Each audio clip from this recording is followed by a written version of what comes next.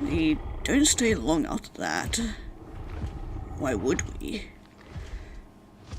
We're champing at the bit as is. Do a final inventory check, if you can refer to it as such. Double checking that our injuries are as secure as they can be. That we're not missing any of our belongings. That we cleaned things up, put out the fire on the stove. Gonzo props his hat up on the middle of the table, giving it a little pat. For good luck, he says simply. I can't help but wonder if it's not some kind of parting gift. A homage to this final resting place, a night of comfort it had provided us. Because we're not coming back. This is it. One way or another, this will be the end of things.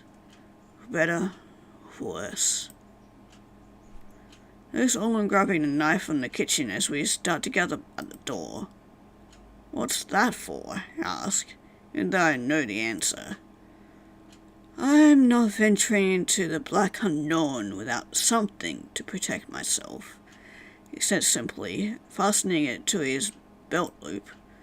The other stare at him blankly. Gidget tosses a glance about the room and promptly reaches for the broom standing in the corner. Okay, I begs the pan. Give the bristles and the sort of series of stomps until it pops off, leaving nothing but the unadorned stick behind. Right then, they say simply, tuck it in against their side. Now all eyes are on Genzo. He simply balks. What the hell do you think I got this thing for? He takes a screwdriver out of his pocket. Oh yeah, you still got that. 'Cause sure as fuck aren't any bikes to fix around here. And it definitely has proved to be handy once or twice. Charming. And Knight's noble blade is the same size as his... Alright, I think we sat through more than enough inflammatory discourse these past 24 hours. I would prefer to leave this place with some semblance of dignity left. This followed up by a series of grumbles, but they must be willing as there's no more protest. The three of them start for the door. Wait, guys, put your hand up, half in fear and half in confusion. What about me? See nothing but a trio of blank stares in return. Yeah, I feel like, maybe having a weapon would be worse for you. Yeah, I mean, you do have a point, but can I at least take a pen, please? You can tell Genzo is choosing his words carefully. You're more like our anchor. Gidget smells just a bit too widely. Anchor? I let out a squawk. Yes, we've all seen what happens when you try to help, haven't we? Comment head to the side, blink. Watch as they continue on their way. Gee, thanks, guys. Thanks. What does that mean, huh? But they're already out the door. Hey, what are you even talking about? Go jogging after them, feeling mildly affronted. However, as soon as I step outside after them, voice and my umbrage is swallowed up completely. Stand there for a moment, just outside the door. It's black. Like pitch black. Everything like one long endless black void on all sides. And it's quiet. Deathly quiet. No sound of wind or leaves or small creatures chittering in the dark. Completely and totally isolated from anything and everything. Why does it suddenly feel like we walked into this thing's butthole? Of course you'd say that, Genzo. Of course you would say that. Because you're a disgusting human being who can't stop himself from making the scatological associations. And it also sounds like this isn't your first time, Genzo. Hey. Hush, both of you. Gidget brings a finger to their mouth. Feel like we're paused. I feel their gaze back and forth in the darkness. Being watched. Don't say anything. All of a sudden, my heart feels like it's trapped in a vice, stricken with an overwhelming feeling of sadness. Come on, Gidget finally says. See their vague outline begin moving forward. Three of us fall into step behind them. I hear Genzo grumble something that sounds like I'd wish too if someone would climb out my bottom. God damn it, Genzo! Of course you would want to watch. Walk slowly through the darkness. It's the strangest feeling, like moving through nothing. The only evidence that we're making progress is the slightly shrinking rectangle of light emanating from the door behind us. That and the feeling of grass on the foot. 'Cause there is grass. Hear it crunching beneath my shoes, with the ever so slight strain of it fighting traction against my soles. And there are trees too. You can't see them at first, but they're there. The further we walk, the more visible they become. Now they're going away bit by bit to reveal faint outlines of branches and bark. We're still in the woods, just deeper. An untouched tract within the darkest bowels of Wonderland itself. Moving closer and closer to the heart. We walk and walk. Walk until the trees are readily visible all around us, and endless in the way they spread out in every direction. Crooked curving branches forming a tangled mire overhead, as jumbled roots poke in and out of the dirt underfoot, like ones prowling the earth. Sprawling wooden maze with us, like ants navigating the walls. I feel strange. More scared than I've ever felt in my life. Or simultaneously like I'm returning somewhere, not been in a long, long time. A place I once found comfort in. It's getting lighter now. There's a greyish-green sky appearing like pog marks in the overhanging canopy of leaves.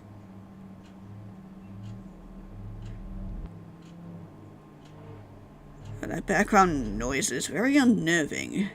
It's been slowly getting louder and building up as we get further in. Very, unsettling.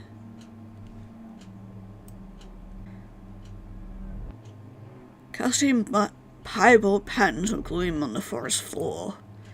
Hazy beams of light seem almost tangible as they cut through the darkness. I see fleeting specks of dust and plant life suspended in their sheen. The further we walk, the more the forest opens up. The trees are thinning just a bit. Shrubbery less dense. Roots less coiled. Lighter and lighter. The veil above us gives way. I realize we've stepped down into a sort of clearing. We stopped then, just glancing about, taking in this new development in the surroundings. A large open area nestled between the trees. Ground carpeted in overgrown grasses and thistles, bordering a brush acting as a sort of rim to hold in the static still sea of turf. It's looking like a painting. Beautiful but frozen in time. And as I gaze out across it, taking it all in, defeated. Heart begins thumping like a steam engine. Oh, you guys aren't looking too good. Must make a noise of distress as I crumple inward, because all three of them turn to look at me. Eggs? Genzo's hand is to my back, wide and warm, but providing no comfort in my growing dread. Icky, what's wrong? I push my fingers into the fabric of my shirt as every nerve in my body crackles like a fucking firecracker. all at once and everywhere. Shoot across my skin like electric fire. It's here, I whisper, voice itching. The fuck are you talking about? Pull yourself together, would you? Bring my hands to the side of my head, terror locking up in my muscles, pounding through my veins. It's here, it's here, it's here, it's here. What's here? It spins around wildly, but there's nothing. Nothing. Got zero fucking clue what he's talking about, but I'm starting to think we need to get the fuck out of here. Yeah, thank you for listening to me, Genzo. Come on, get to just this hall and the four of us take off. Then we're running, careening across the clearing. Can barely breathe, barely hear myself think. Force whatever focus I can on simply keeping my legs moving. Run, run, run, run, run. The clearing. When did the clearing get so fucking big? It seems to go on, never ending. Trees on the other side, always one more sprint, more burst of speed away. Bring back tears as my lungs begin to burn. Just run. Run. But then Gidget stops. So fast the three of us nearly go flying. Look at blood-drained horror on their faces is enough to stop any of us before we can ask what's wrong. Because they're looking towards the far side of the clearing. Patch of grass that had been empty mere moments before.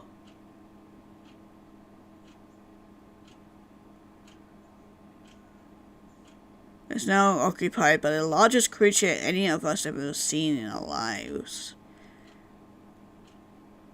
That's what we were seeing before.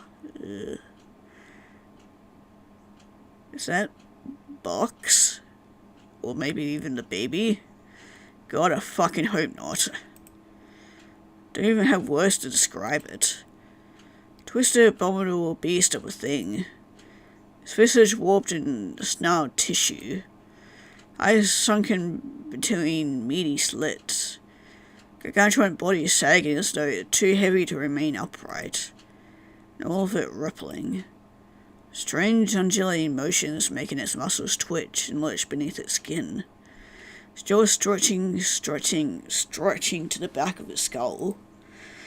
And an axe. A blade the size of a small car. Pressing the ground next to it. Yeah, it is Bucks.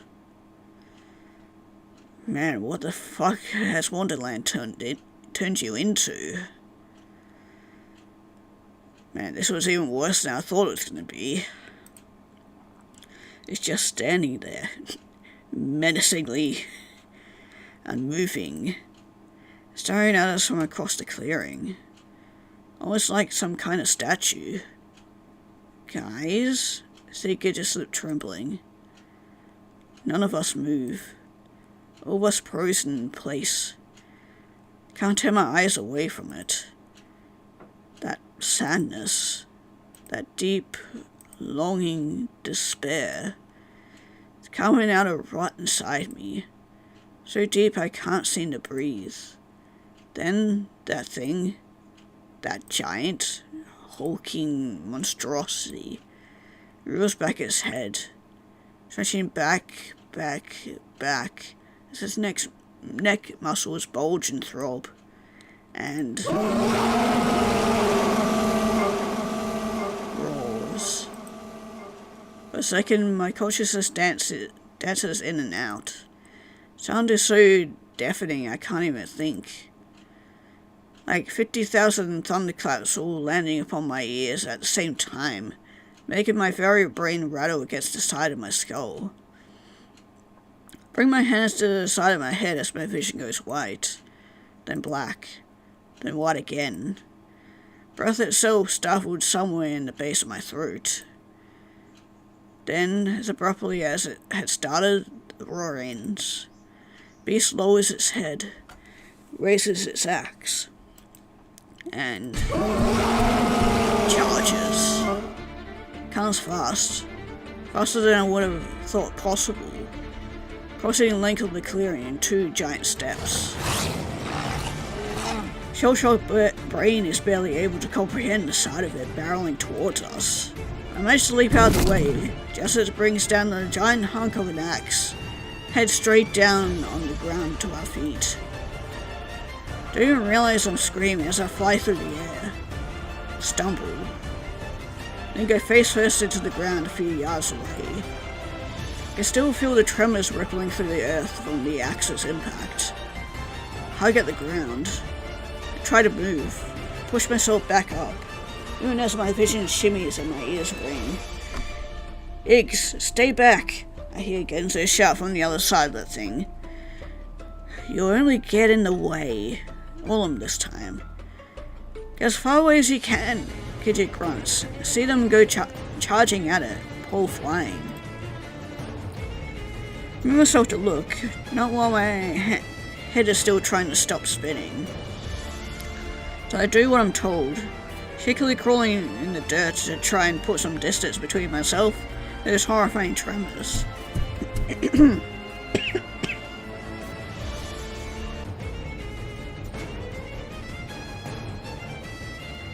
I can hear it. Hear them. Then another roar. Clench my eyes shut and dig my finger into the dirt so deep the grit clots painfully beneath my nails. Another giant tremor. I feel my stomach shoot up into the back of my throat, all stinging on my tongue. Clench my eyes shut. Then attempt to push myself to my feet. Turn around. Immediately met with a rush of air straight at my face. I gasp and throw my hands up. But it's just the sheer force of the axe being thrown around. Every swing forms jets of air that go cascading along the ground, making a grass dance. Left, right, left, turn the clearing into a rolling ocean. Or slamming down again with an earthquake-like shake that nearly sends me backwards onto my ass. Chance another peek, my heart beating in my ears. They're fighting it. Somehow they're actually fighting it. Can't say they're winning, but their size and speed is at least seems to be keeping anyone from getting crushed. Yet. Dash off to the right when it sees the commotion is about to head my way, hands to my head. Beast lets out a 3 snarl and charges at Gidget's direction, swiping left, right, down in rapid succession. Brings his axe down with another mighty crack. And in a short moment, where the blade is still buried deep into the earth, Gidget stabs its pole straight into one of its many slits of its eyes. The beast roars, responding with a seemingly instinctive swipe of the hand that hits Gidget square in the stomach. They go flying. As the creature yanks its axe free of the dirt, Orlin climbs onto its back. I see him stab his knife into the thing's neck, again and again in rapid succession. The thing simply shakes its head. Only lasts about 3 seconds before going tumbling off, narrowly avoiding the beast as it whirls around, like slicing through the air. Thing rears up. Another charge. Genzo barely has time to roll out of the way. He misses the swing of the axe but gets hit as the beast sends a claw out. Swipe hits him clean across the chest, carrying 3 deep gashes across his shoulder and neck, as it sends him tumbling across the turf. Fuck. I bring my hands to my head, heart pounding, eyes frozen. Again and again they attack. Again and again that thing simply bats them away. Strike's too small. My mosquito bites against the hulking beast's side. It sent it flying, tumbling, bludgeoned and bruised. Also it's carving across the skin. The narrow escapes from the axe growing tighter and tighter. Another roar, the loudest one yet. Slap my hands against my ears as I feel my knees tremble. It's getting angrier. Rage palpable in the way its howls crackle in the air. The way its feet pound with increasing speed against the earth. Faster. More desperate. More infuriated. Iggy! I could to cry out before I open my eyes to see it charging straight at me. Legs moving on instinct, I go flying to the side. It's on me in less than a second. I only just managed to escape the fury of its feet, but I don't see the axe.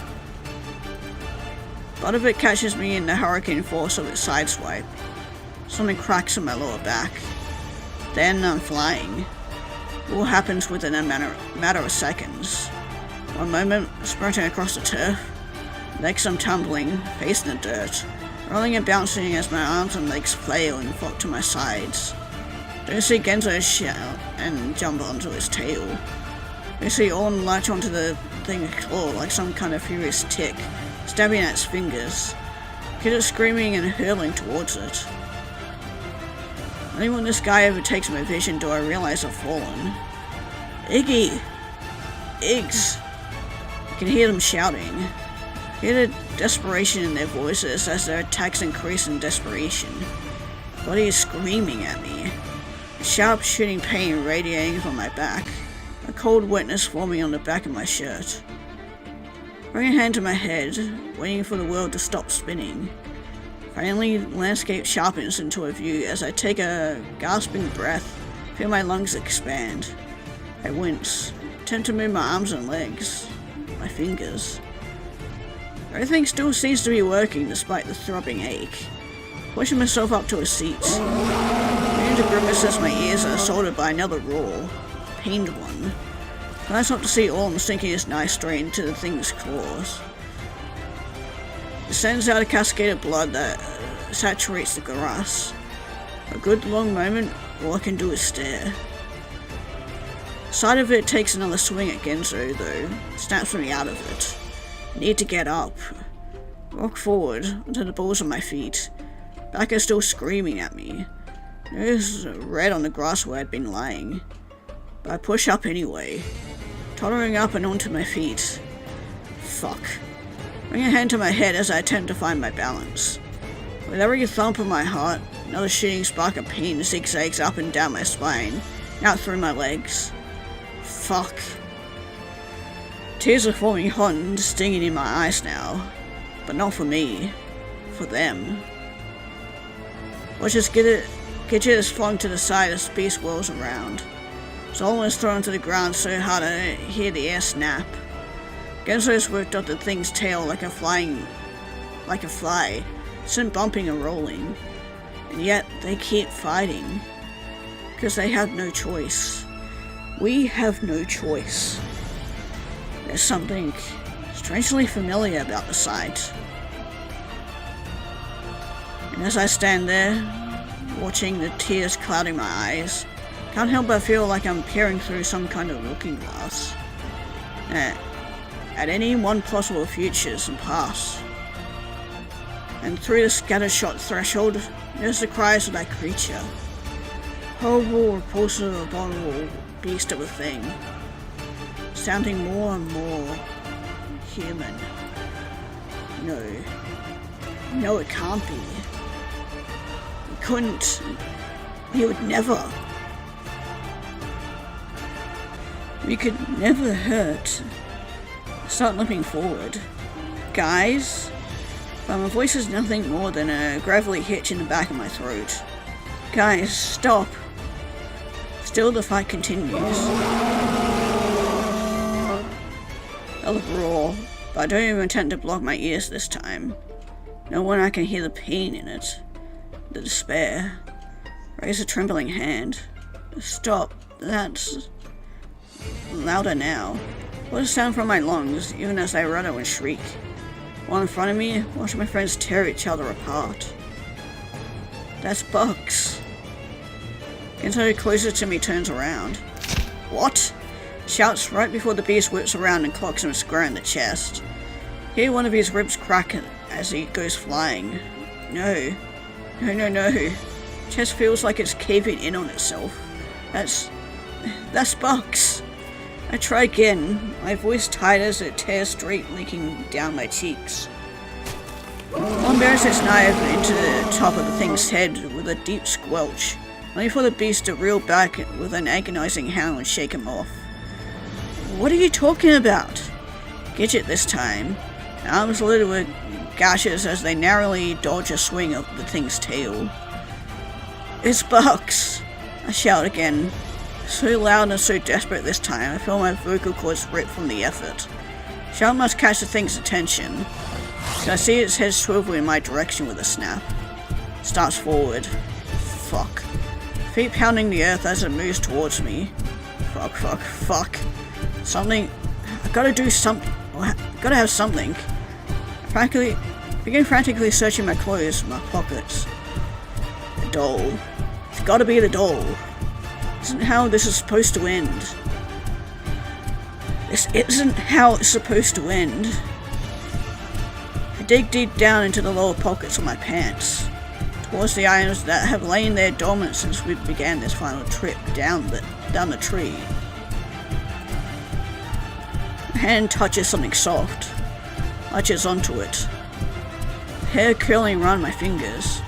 I pull it out. The doll. The doll. Lifeless bond eyes staring up at me from the palm of my hand. Not knowing what else to do, thrust it up into the air like some kind of offering. Knees, my breath, my very soul trembling. Creature skids to a halt in front of me, sending a cloud of dust and dirt up into my eyes and face, burning my lungs.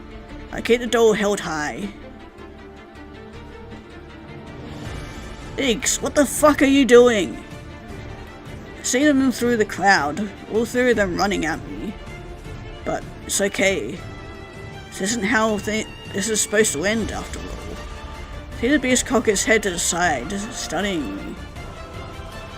Bucks, it's us. Voice quivers, but I push through it. Even as my knees threaten to give up, and my heart threatens to stop. It's your friends, Buck. Beast rights itself. Still just staring down at me in the doll, raises its axe, and slices the top half of my hand off. I feel nothing at first. Vision spasms, in and out, crackling lightning bolts shooting up my spine. I stare up at it, frozen in place and thought stolen, before the pain begins. Crackling zipping up the palm of my hand, the end of my fingers, blossoming into a white-hot fire that stills the breath from me. I jerk forward. Now I'm curling inward. The doll. I stare down at my hand. The doll is gone. I stare down at my hand. Half my fingers are gone. Blood is bubbling from the severed appendages, like a pipe bursting. Red. My hand is red. It won't stop shaking. The red is everywhere. Gushing across my palm and down across my wrist and arm. I'm sweating now. Vision fading in and out. Iggs! Iggy! Hear them shouting for me. A distant shriek of that thing as they charge it from behind, weapons sinking into flesh. This isn't how it's supposed to end. I wobble on my feet. Another roar. Screams. Range shouts. Shouts. Continue red pouring from my hand. Bucks. This isn't how it's supposed to end. Reach back into my pocket. Blood quickly soaking the fabric as my stomach reached the rest of the cavity. Touch something cold. Jagged edges of something metal. Cold heavily at the bottom beneath where the doll had been.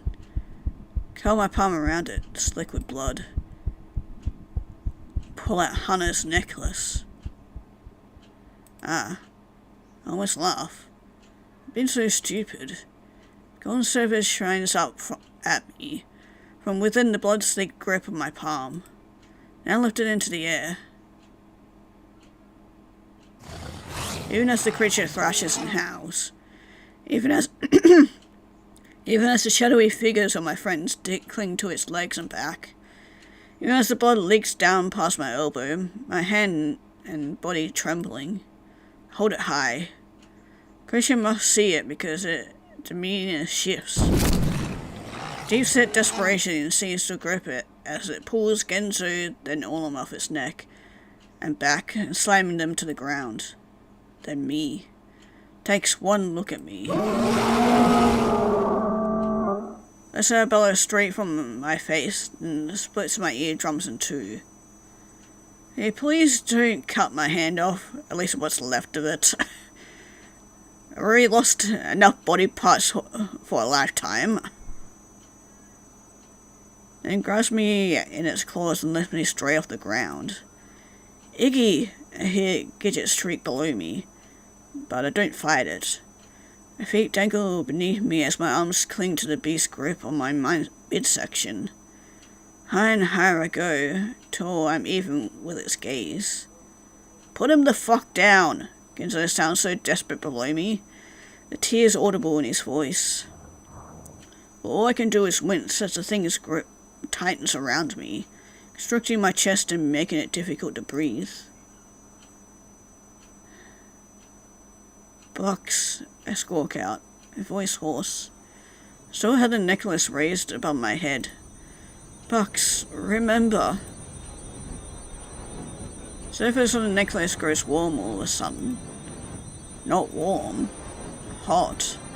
So hot it's searing my skin. Keep a hold of it, Iggy, keep a hold of it. Blood drip bubbling and frothing.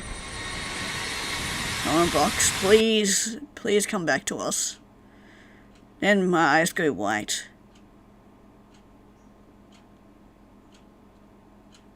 Come on, Bucks. I know you're in there somewhere. Oh my god, it's so disgusting. It's so big.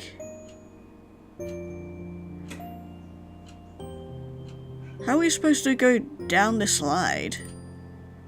I'm not touching it. It's fucking gnarly. I don't see what the problem is. Oh my god. See? It's cute. Don't bring it over here. But he's just a little guy. She's a monster.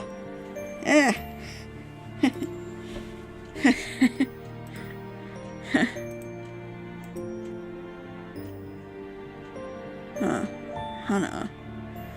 You're pretty brave. Guys are all just a bunch of scaredy cats. What are you gonna do with it? I guess I'll go put it in the grass. No one had to be scared of it.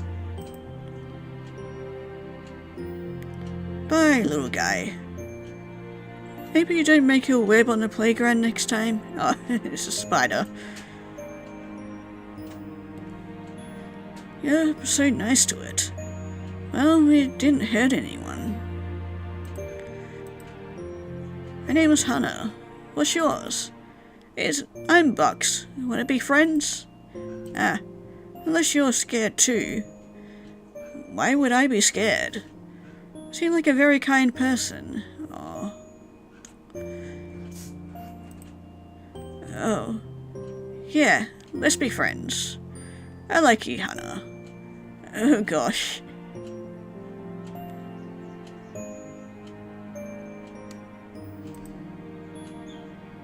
I'm hungry. I want tomatoes. Bucks, shish. I'm hungry, Iggy. If you shout real loud, they'll give you some tomatoes. Really? Genzo, I want tomatoes. Bucks, I'm hungry and I want tomatoes. Young lady, if you're not going to be quiet, I'm going to have to ask you to leave. Give me tomatoes, lady. Always so demanding.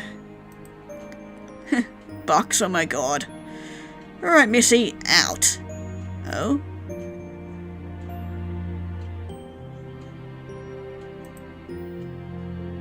Hey, Hannah, what you doing? Young lady. Whoops. That's so funny, Bucks. I'm just reading. Oh. Can I read too? Sure. Aw.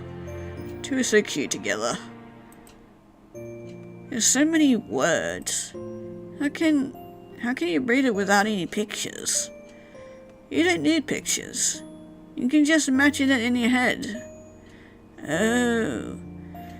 This book is an adventure about a princess and a farm boy who becomes a pirate. Very exciting. Oh, I like that. My brothers like to play stuff like that. Always make me be the monster. The monster? I think you should be the princess. The princess? That sounds hard. It's not hard. I'll be the Dread Pirate Roberts and come save you. Dread Pirate Roberts. You're so silly, Hannah. I'll write my own book about it. Write a book? Yeah, I love thinking up stories. I want to write my own book someday. That's so cool. I'll read your books, Hannah. But I need to learn to read chapter books first. It's okay, Bucks. It would take me at least 5 weeks to write a whole entire book. Imagine it'd be maybe a lot longer. Okay, I'll definitely learn to read by then.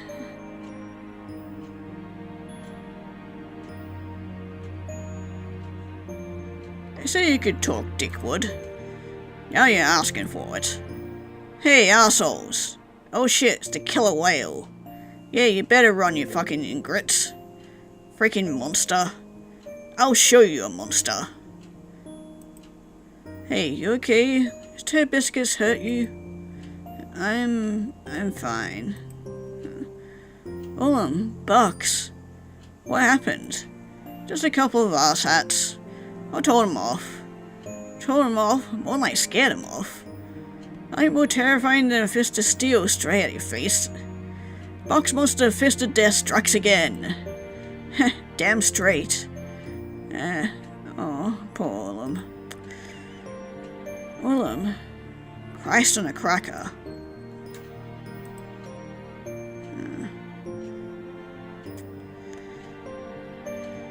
Yeah, I guess this is where it all stemmed from. And yeah, why she got turned into a monster and whatnot. Man.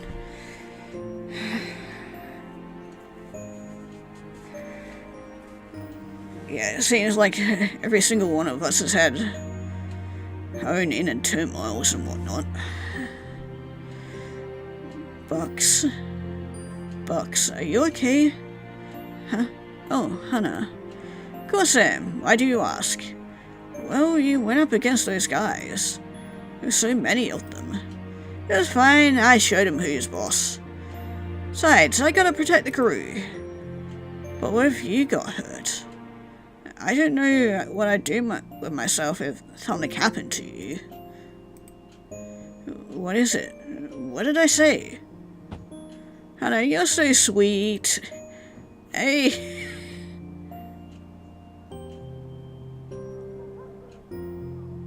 Bucks, she's a girl. She can't do it. No one shall.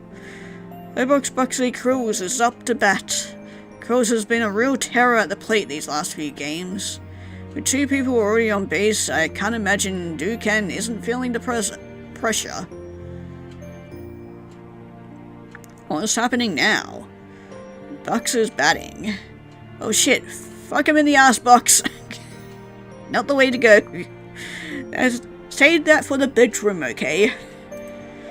Genzo, should we stand up now? And that's out of here. Home run. Another brilliant hit by Lambrook's monster. Wait. Pitcher doesn't look happy. What in the world? Oh, crews did not like that. And we gotta fight. God damn it. This is, oh my god. Now the crowd is getting involved. What's happening now? Everyone's fighting. Bugs punched the other girl in the face. Oh shit, a brawl! I'm getting in on this. Of course you would, Genzo. Any chance you got. Genzo. Iggy, wait for me.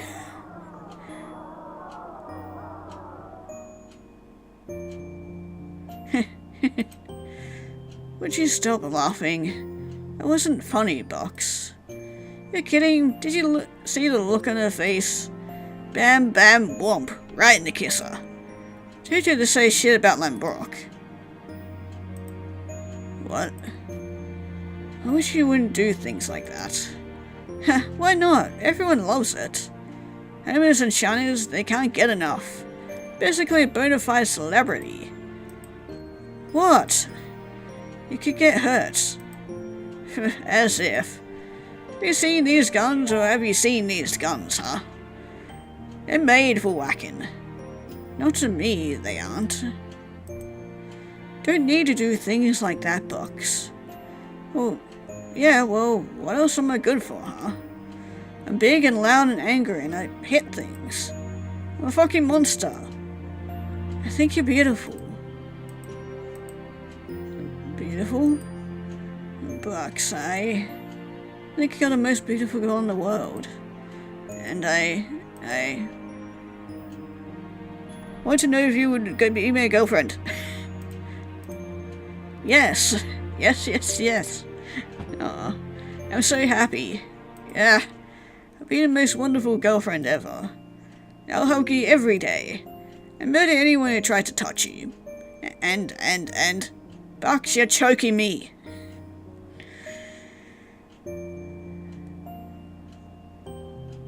Ah, Bucks, Hannah. Guys have fun at prom? Yeah. It was nice. Look at both of you. It must have been so romantic. And so jealous. Romantic? Bucks probably busted the place up. Ballroom Blitz, motherfucker. It's true, I can't even imagine Bucks in a dress.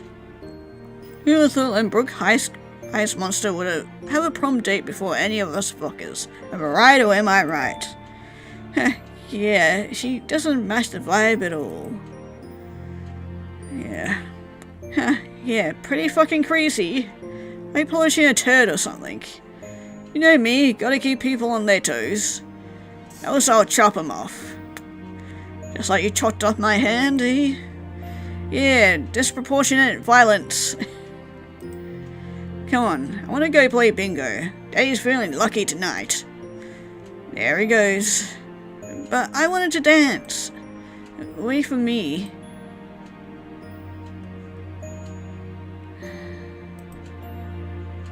Box. Don't have to stay. Naz, you know, the crew. The crew. Come on, let's go win some shit. Box. Huh? You're beautiful tonight.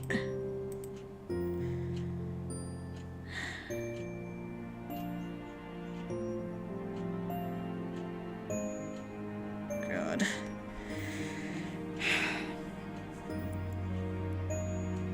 Man, what have we all turned into?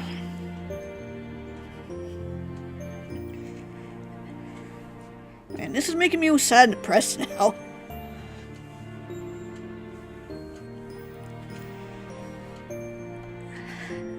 Man, as adults we all turned up so fucked up.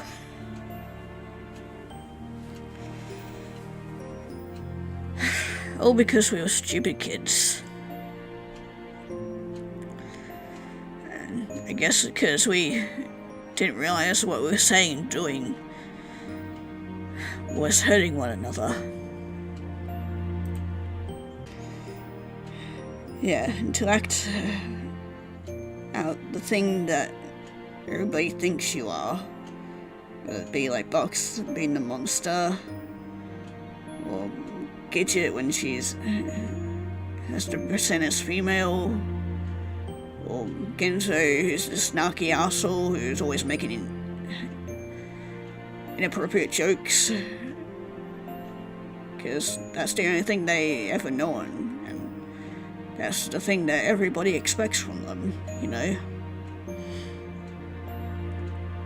And they don't know any other way. It scares them to think of acting the way that they want, because then nobody's gonna like them anymore, you know?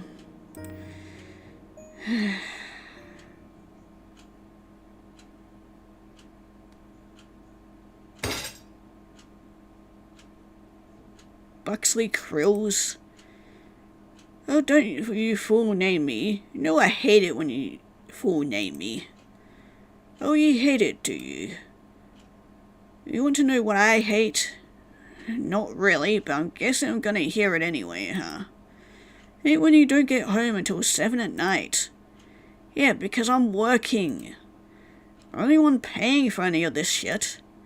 Just end at 5 now. So, I've got a lot of paperwork. Yeah, and then you come home and immediately start drinking. You would too if you had to deal with this type of jackasses I do. Because taking care of a screaming child all day is better. I didn't ask for the screaming child. Oh, and I did? You're the one who got the damn pill. My fault, my fault, my fault. Everything's my fault, isn't it? It's both our faults. That doesn't mean it's both our responsibilities to man the fuck up and face the consequences. I hate my fucking life, Hunter. Dream is ruined. My life is ruined. Think you're the only one who had to throw away their dream? That you're the only one who had to make the sacrifices? I can't take it anymore. I never wanted this. Never wanted any of this. Not who you think I am. Never have been. Not your perfect fucking wife. Perfect fucking mum. I wish I was dead. Box, what happened to you? When did you become such a monster?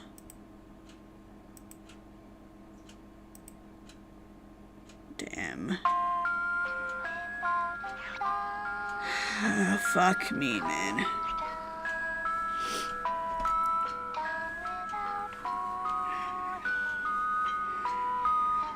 Bucks.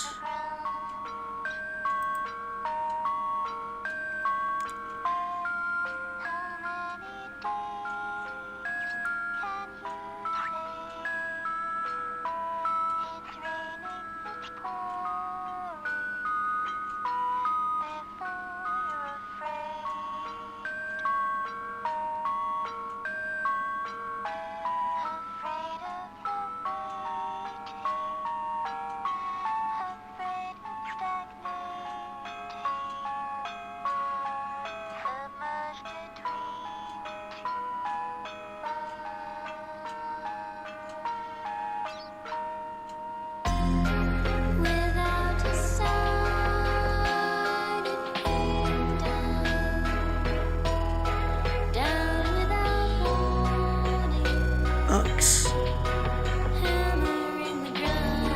Don't need to do things like that, Bucks.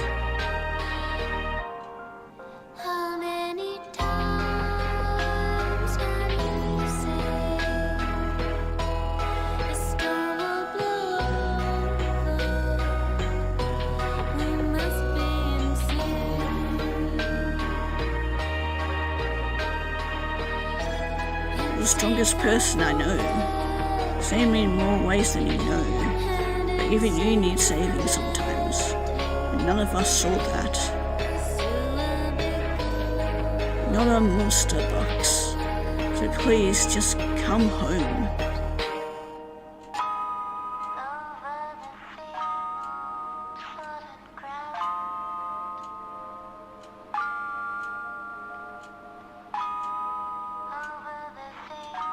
Come home, Bucks.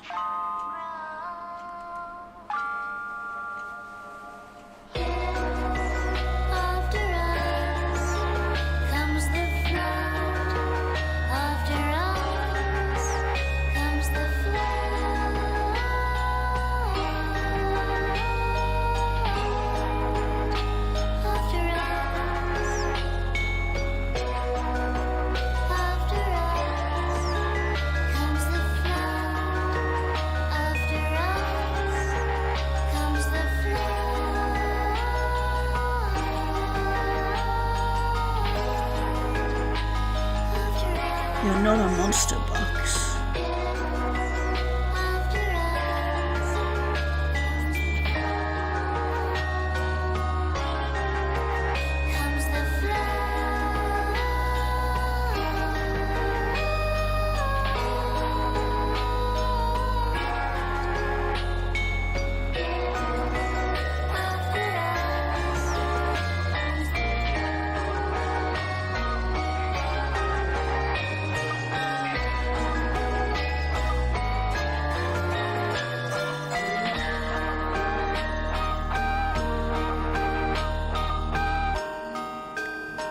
Come home, Bucks.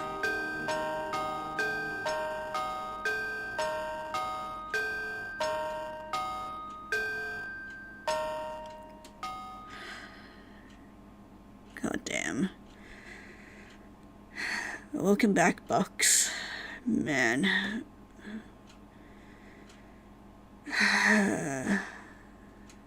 Fuck me, man.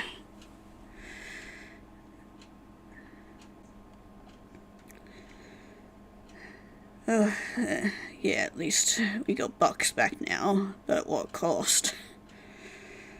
I think, yeah, as Gidget said earlier, we're definitely all gonna need a really, really long talk after this. Not only with each other, but probably with a therapist as well, because holy fuck, we are going to need it after this. And maybe a hug as well. I think everybody needs a hug. I mean, fuck, I even need a hug after this. God damn. Bucks doesn't say anything for a long time. Retreat to the edge of the trees, a small outcropping of stones and logs where we can stop for a second. Stop and sit and recover mentally and physically. Of us with faces pale and haggard and limbs leaking with blood in various quantities. Bucks just sits there with her gaze pointed to the ground, eyes dark. It's strange how small she looks. Despite normally towering over all of us, Bucks in my head had become so warped. Energetic presence that had made me laugh so often throughout the years. Stone-faced killer that had chopped off my legs and arms, butchered Genzo, strangled Orlum, bludgeoned Gidget, murdered us again and again, and again and again, always meaning our final end. So embodying judgment itself, judgment for our sins, for the one we'd turned into a monster. Look at her now, I don't know what to say. There's nothing to say. So I sit and tremble as I tend to wrap what's left of my hand. Pain feels so distant. Can't decide if it's because I'm in so much pain that my brain can't decide what hurts, or if it's simply become so numb that I'm no longer capable of feeling pain. Maybe a little both. Genzo is standing a short distance away, watching me. I asked a few times if he can help, but the last thing I want right now is to be a burden to anyone. Not when all of us are barely hanging on as it is. So I sit there and fine, even when my hand starts quaking so bad I can barely keep it in place. Kitty is squatting on a boulder across from me, wrapping up their own wounds. Arms are a mess of cuts and bruises. Side of their chin looks swollen. Orlum meanwhile is wandering around the clearing. See him kneel down to pick something up out of the corner of my eye. It isn't until he's made his way back and is holding it in my face that I realize what it is. I'd have collected your disunited digits had I thought they'd be of any use. Thanks, Orlum. At least you didn't eat 'em. Dole sits limply in his palm, staring up at me with his button eyes. As it is, I doubt they'd bring any solace. Yeah, they wouldn't. Unless we can somehow reattach to them, or do a Ethan from Resident Evil and somehow pour some stuff on and just reattach it. I accept the doll gently, tattered and wet with blood. Knead it between my thumbs, staring down at its bed-wriggled form. There's a deep gash across its neck, Strings and fibers poke out erratically from the torn cloth.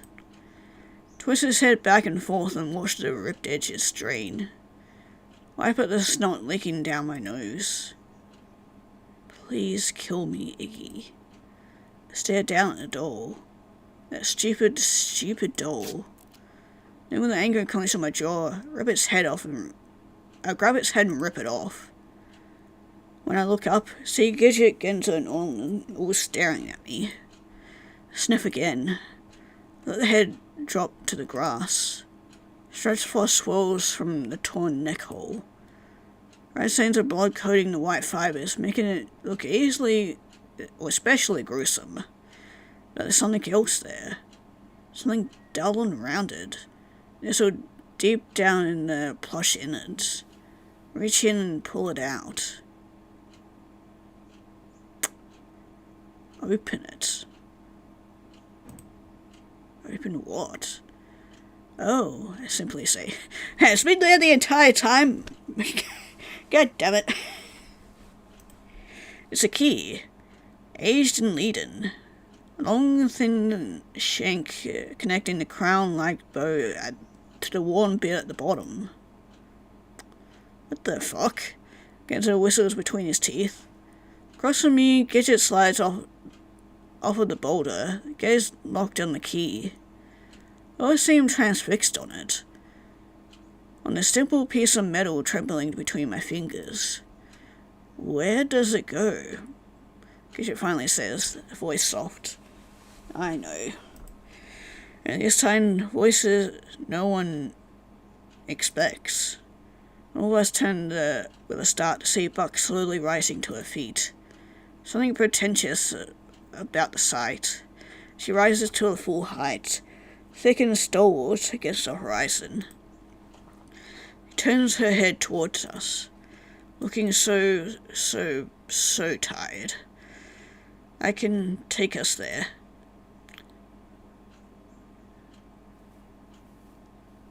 Let me guess, the baby. Oh God. This is the part that I'm dreading. Because I don't know what she's done to the poor thing. God. Because I guess we're not done with the gruesome, fucked up parts of this world yet. Buck leads us towards the other end of the clearing. If end is even the right word. Because the farther we walk, the farther the clearing seems to extend. On and on.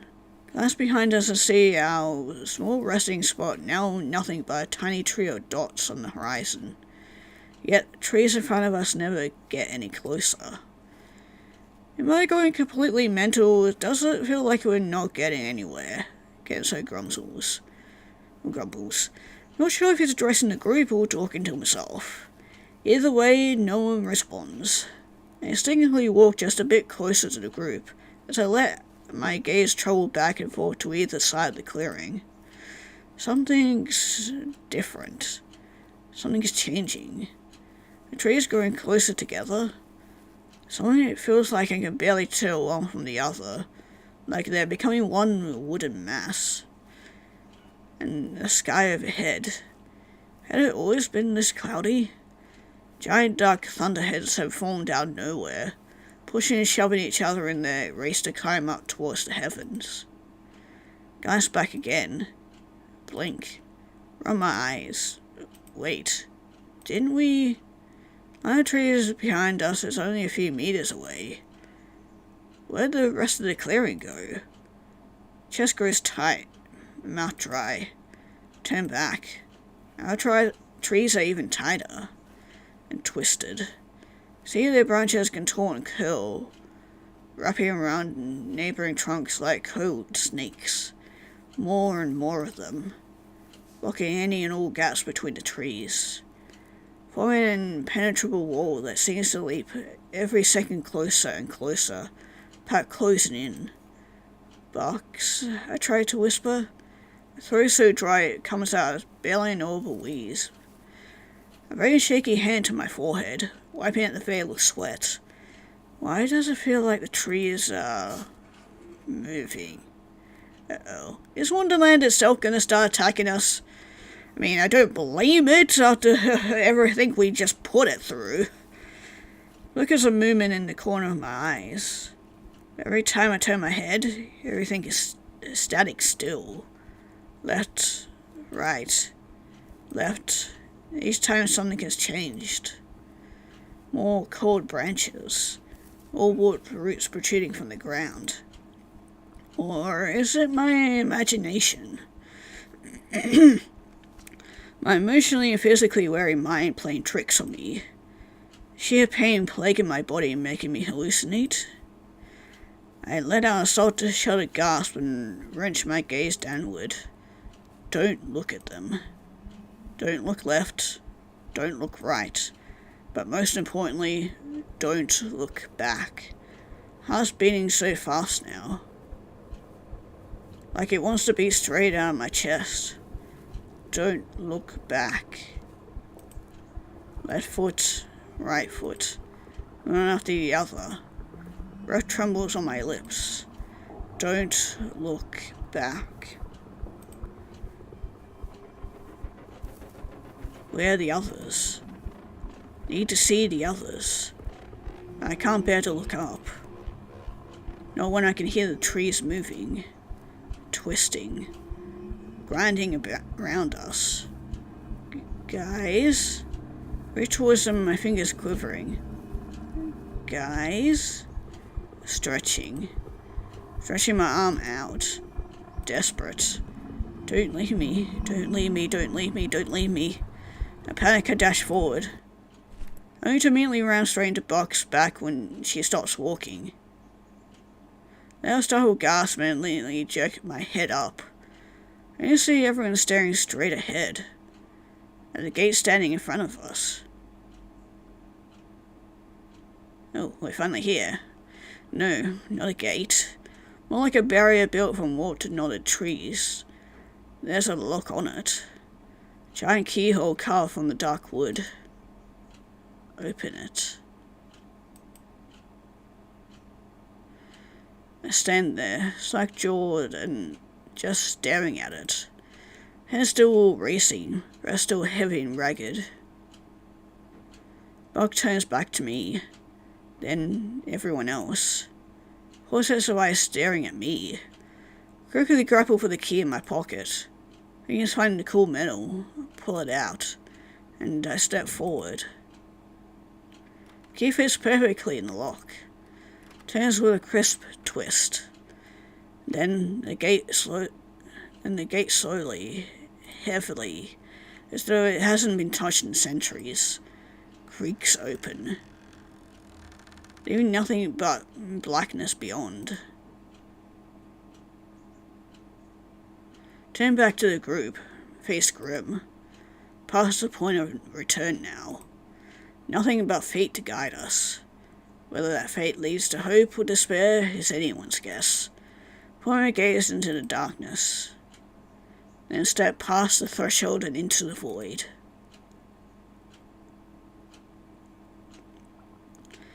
It's dark, and strangely warm. Sort of an odd sort of humidity clinging to the air. Visceral moisture. We walk, surrounded by nothingness, and feeling a grass underfoot. A breeze brushing past our cheeks, nothing but a heavy veil of warm swelter, and a dull, unceasing thump. Buzzes in my ears. Thump, thump, thump, thump, making the sealer thrum, itch. Something crawling around inside my ear canal. Gets louder as we walk, slowly opening out to fill up the void. More and more incessant, till my whole body hums with it. Thump, thump, thump, thump. Peers in the blackness up ahead. The tree. A spot of green, like an oasis in the abyss.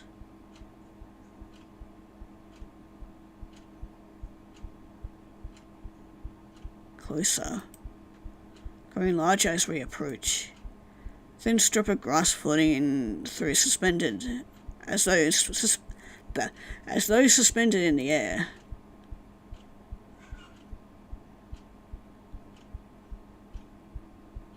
Closer. All of us gazing upon it in surreal sense of homecoming takes form in our eyes.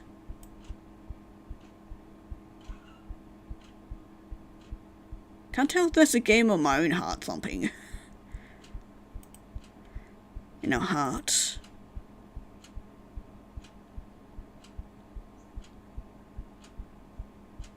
Grass we once laid on. Grass we once played on. Grass we once laughed on.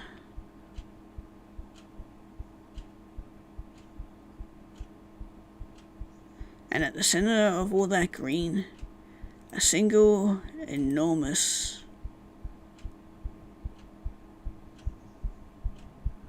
tree. Reach the edge of the grass.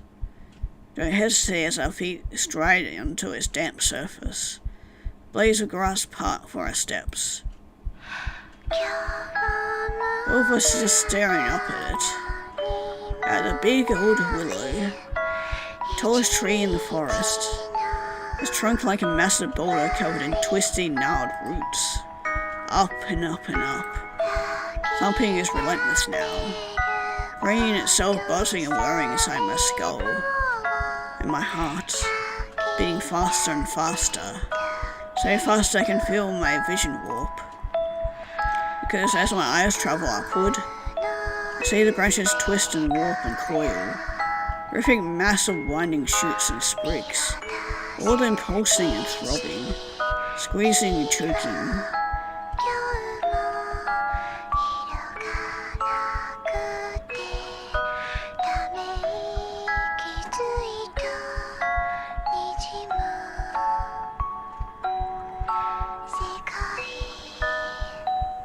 Sadie's mangled form visible through the snow.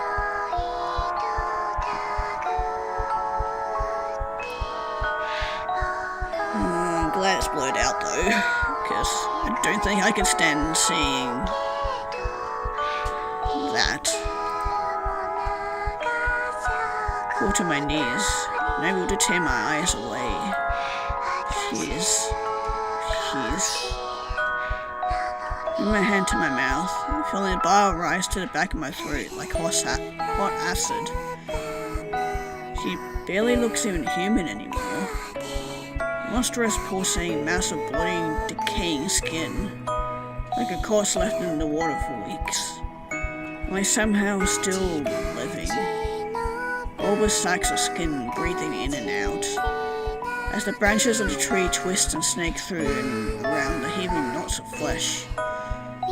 Wouldn't even have recognized her, were it not for the purple blanket, now ripped and matted and choking the bulging skin. Frayed bits of it stretched between the leaves and branches like some kind of morbid party of streamers. Thump thump. Body pumps in and out in time with the pulsing in my ears. Tiny crops of hair on top shuddering above her swollen eyes.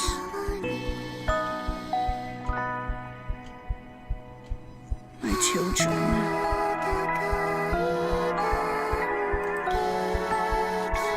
None of us move. All of us rooted to the spot and staring at a twisted abomination in front of us. Welcome back. I really don't want to be welcome back here anymore. Please just let this end and get us the fuck out of here. I don't want to stay here any longer. It's a voice I haven't heard in a long time. Looking a core memory deep in the darkest recesses of my brain. That's Sadie? Genzo's voice sounds choked, warbled. Marcus takes a step forward. You see this tears shimmering on her eyes. What have you done to her? Wait, this wasn't your doing? I thought you were the one that kind of you know, did what you did to the baby, what you did to us, kind of thing. Because you were kind of in a fucked up place. Well, the air shifted around me, her synchronizing with her thoughts. I saved her.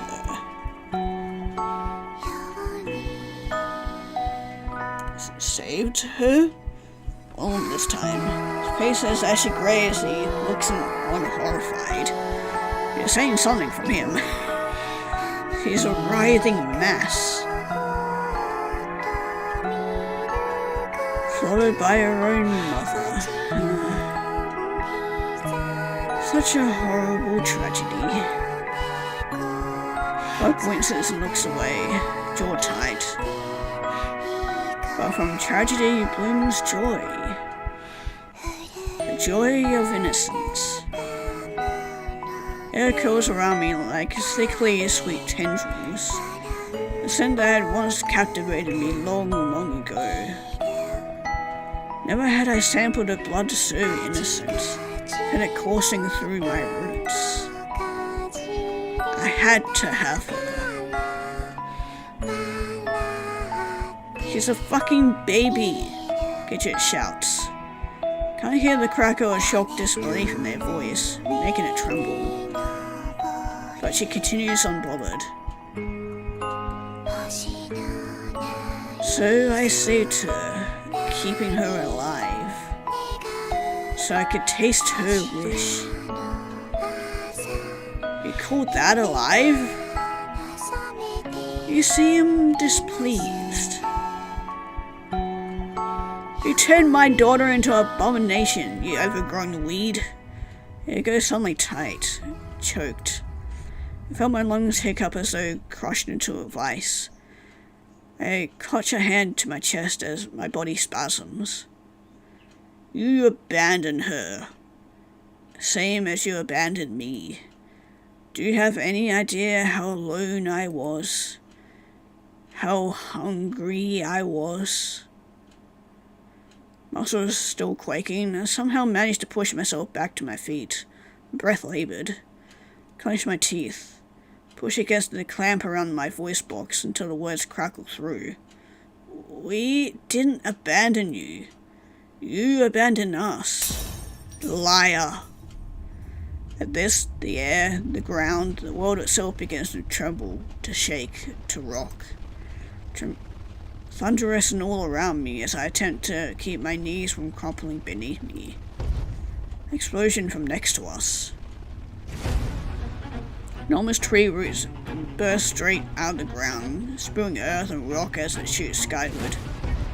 Then another, from the other side, thick and impregnable, as though shooting from the dirt. All around us, more and more of them. As the ground continues to quake so violently, I can still feel my bones quake against each other. Fuck. Maybe we should have kept our mouths shut. Also, I should have known this wouldn't be the end and it wouldn't be this easy, you know. So we've got one more final boss to encounter. Twist backwards and the grass opens up straight in front of me, hurtling skyward. Then I'm running. It's the only good thing we can do. Heart tripping over muscle and panic shooting through my veins as I go sprinting back across the grassy tract. But they're everywhere now.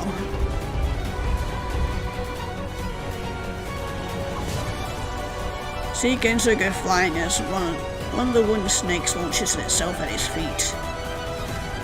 Lasts about 10 seconds before it's coiled itself around his legs and belly, whistling him into the air. Almost successfully dodges on one route, only to get shoved forward by another whipping him from behind. In his subsequent stupor, third cinches around his chest. Bucks launches himself at a root, closing in on Gidget, only for it to slam her straight back into the ground with a sickening crack. When Gidget dashed towards her in horror, both of them are snatched up, able to move as the roots lift them off their feet. I can't be the only one left. I I ran straight into the trunk of one, go bouncing backwards. Fuck, I need to... But before I can so much as to collect my bearings, it has my foot. And try as I might to clench my fingers into the dirt, its pull is too strong. Far too strong. Well, it flips upside down as it dangles me up in the air like a fish on a hook. Or another root grabs my arm, curls around my chest, carries me back to her. Cough and choke, head still spinning as I push against the tightly wound wooden pincer keeping me aloft.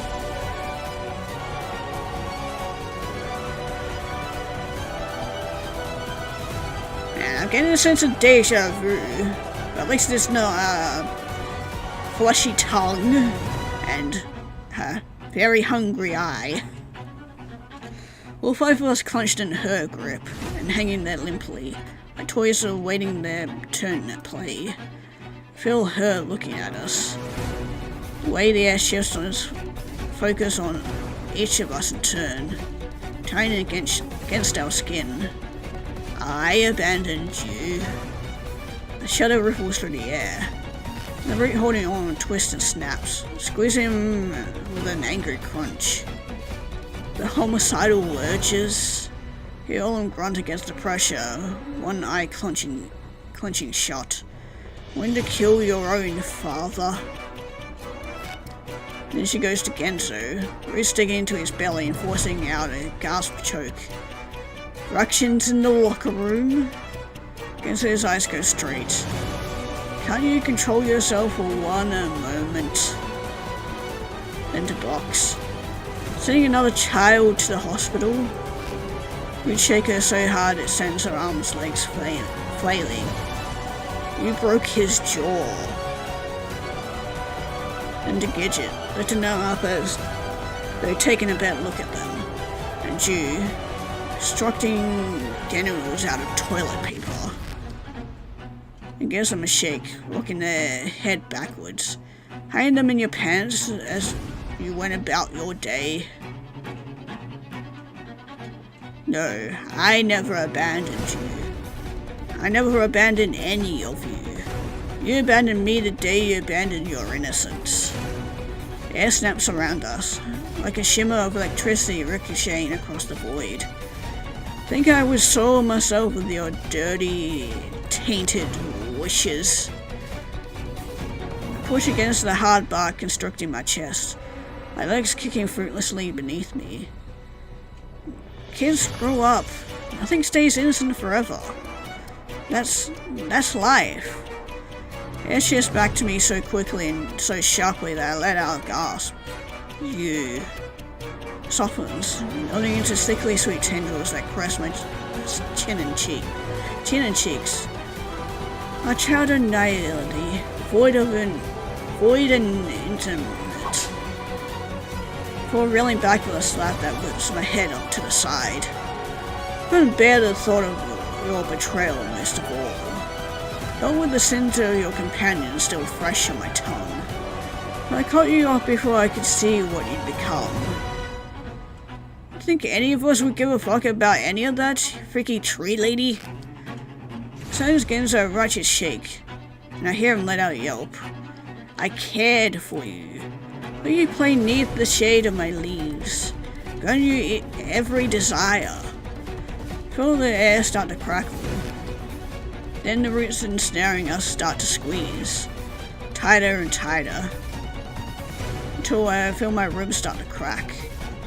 I start to pop, squeezing and squeezing and squeezing, till it stops just as quickly. I gasp, sucking a strangled horse breath as my lungs rattle in protest. Caught at the bark entrapping me and simply tried to breathe. But it doesn't matter. Once I have her wish, none of that will matter. Which is why you're going to help me. Other roots slither around me, pulling up around my neck, forcing my chin upwards. I tried so hard, you see, again and again, each time this tragic play reenacted itself. I cared for her, fed her nutrients, tried to help her grow. first murmur escapes my lips as I feel its tendrils curl up into my hair, slither across my neck. But babies can't speak. Chill runs up my spine. Body starts to tremble as goosebumps rise up all along my bare arms. No matter what I do, no matter how I nourish her, she'll never be able to utter those words I so long to hear. Now my whole body is quaking, deep-seated frigidity racing through my veins. To feed me her sweet wish. You're insane, hear Olin choke scorn next to me. It is quickly startled when a root clamps down around his neck.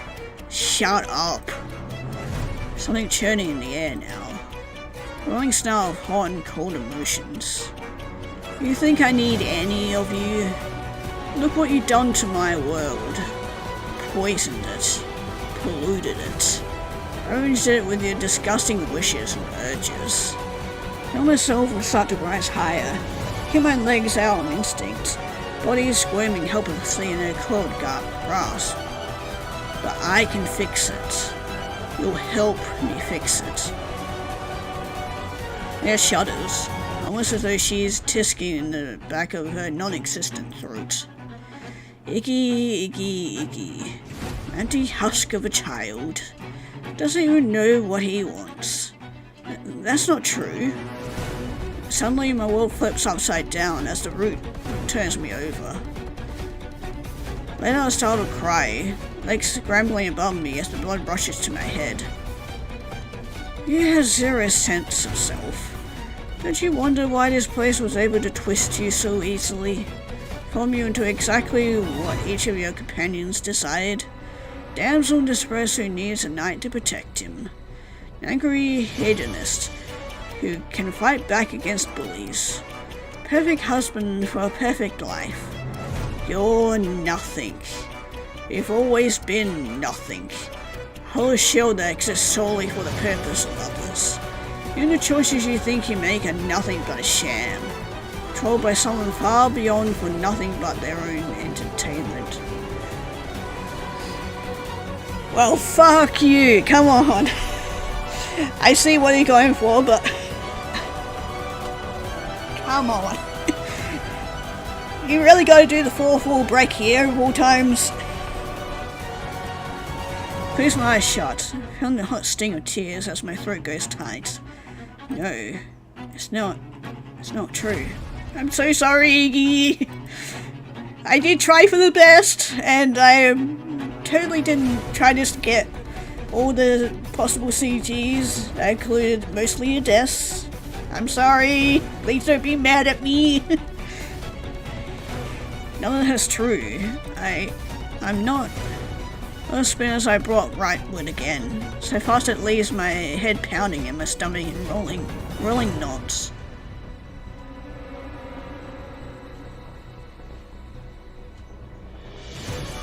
The perfect shell for the perfect wish.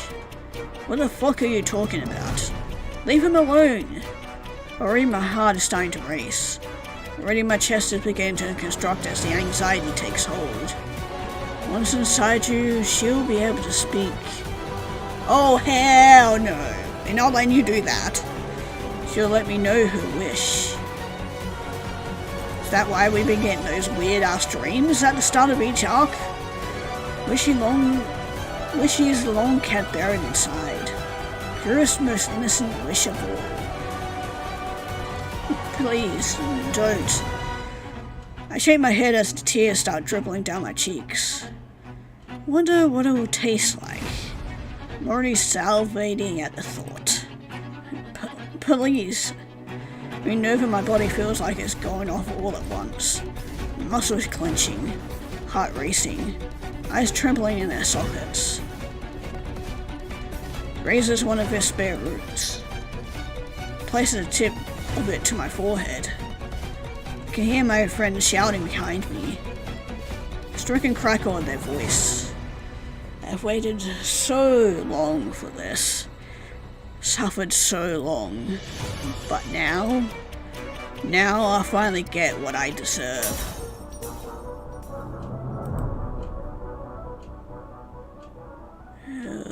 fuck?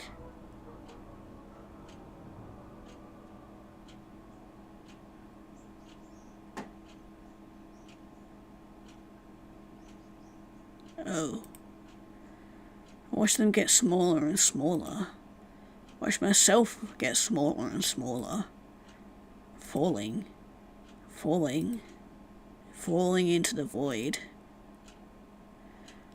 I feel no wind. No air whipping past my cheeks. I feel nothing. On and on and on and on. The green oasis with my friends is nothing more than a distant dot. Till it disappears completely. Till I'm swallowed by the void. Completely and utterly. Alone. I fall and fall. Till I keep will I keep falling forever? Is that it? Am I cursed to be suspended in nothingness? Child of nothing returns to the nothing? Something mildly ironic about this. All the corners of my lips turn upwards, and I close my eyes, surrendering myself to the emptiness of space.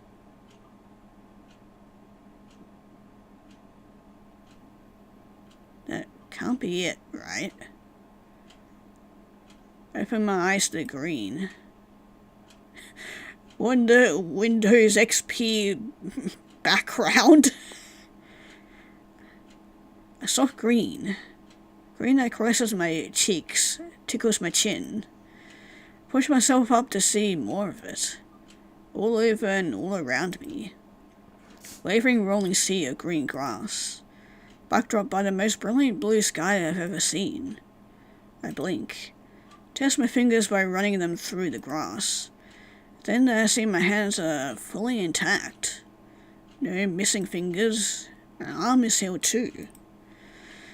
Sit back on my haunches, just taking it all in, letting the breeze brush my face. Am I dead? But if I were dead, would I be able to feel the wind? If I were dead, would my heart ache at the beauty of the clouds in the sky? Rise shakenly to my feet, just standing there, swaying. Green is never ending. Extending as far as the eye can see, all the way to the horizon in every direction. Its rolling hills of verdure, except for a single tree at the peak of the nearest hill, large and lush, striking against the overhead expanse of blue. I start towards it, because what else am I supposed to do? It's where I'm supposed to go. It doesn't take long. Like the clearing, there aren't any strange abnormalities in distance or space-time here. Maybe because this entire area is an abnormality, distance, all time and space. Feeling altogether unabashedly strange, yet at the same time strangely unabashed. I approach it. It's reaching branches and glaring morass of leaves, leaving highballed shadows of the turf below. A girl sits beneath it. A young girl, reading a book.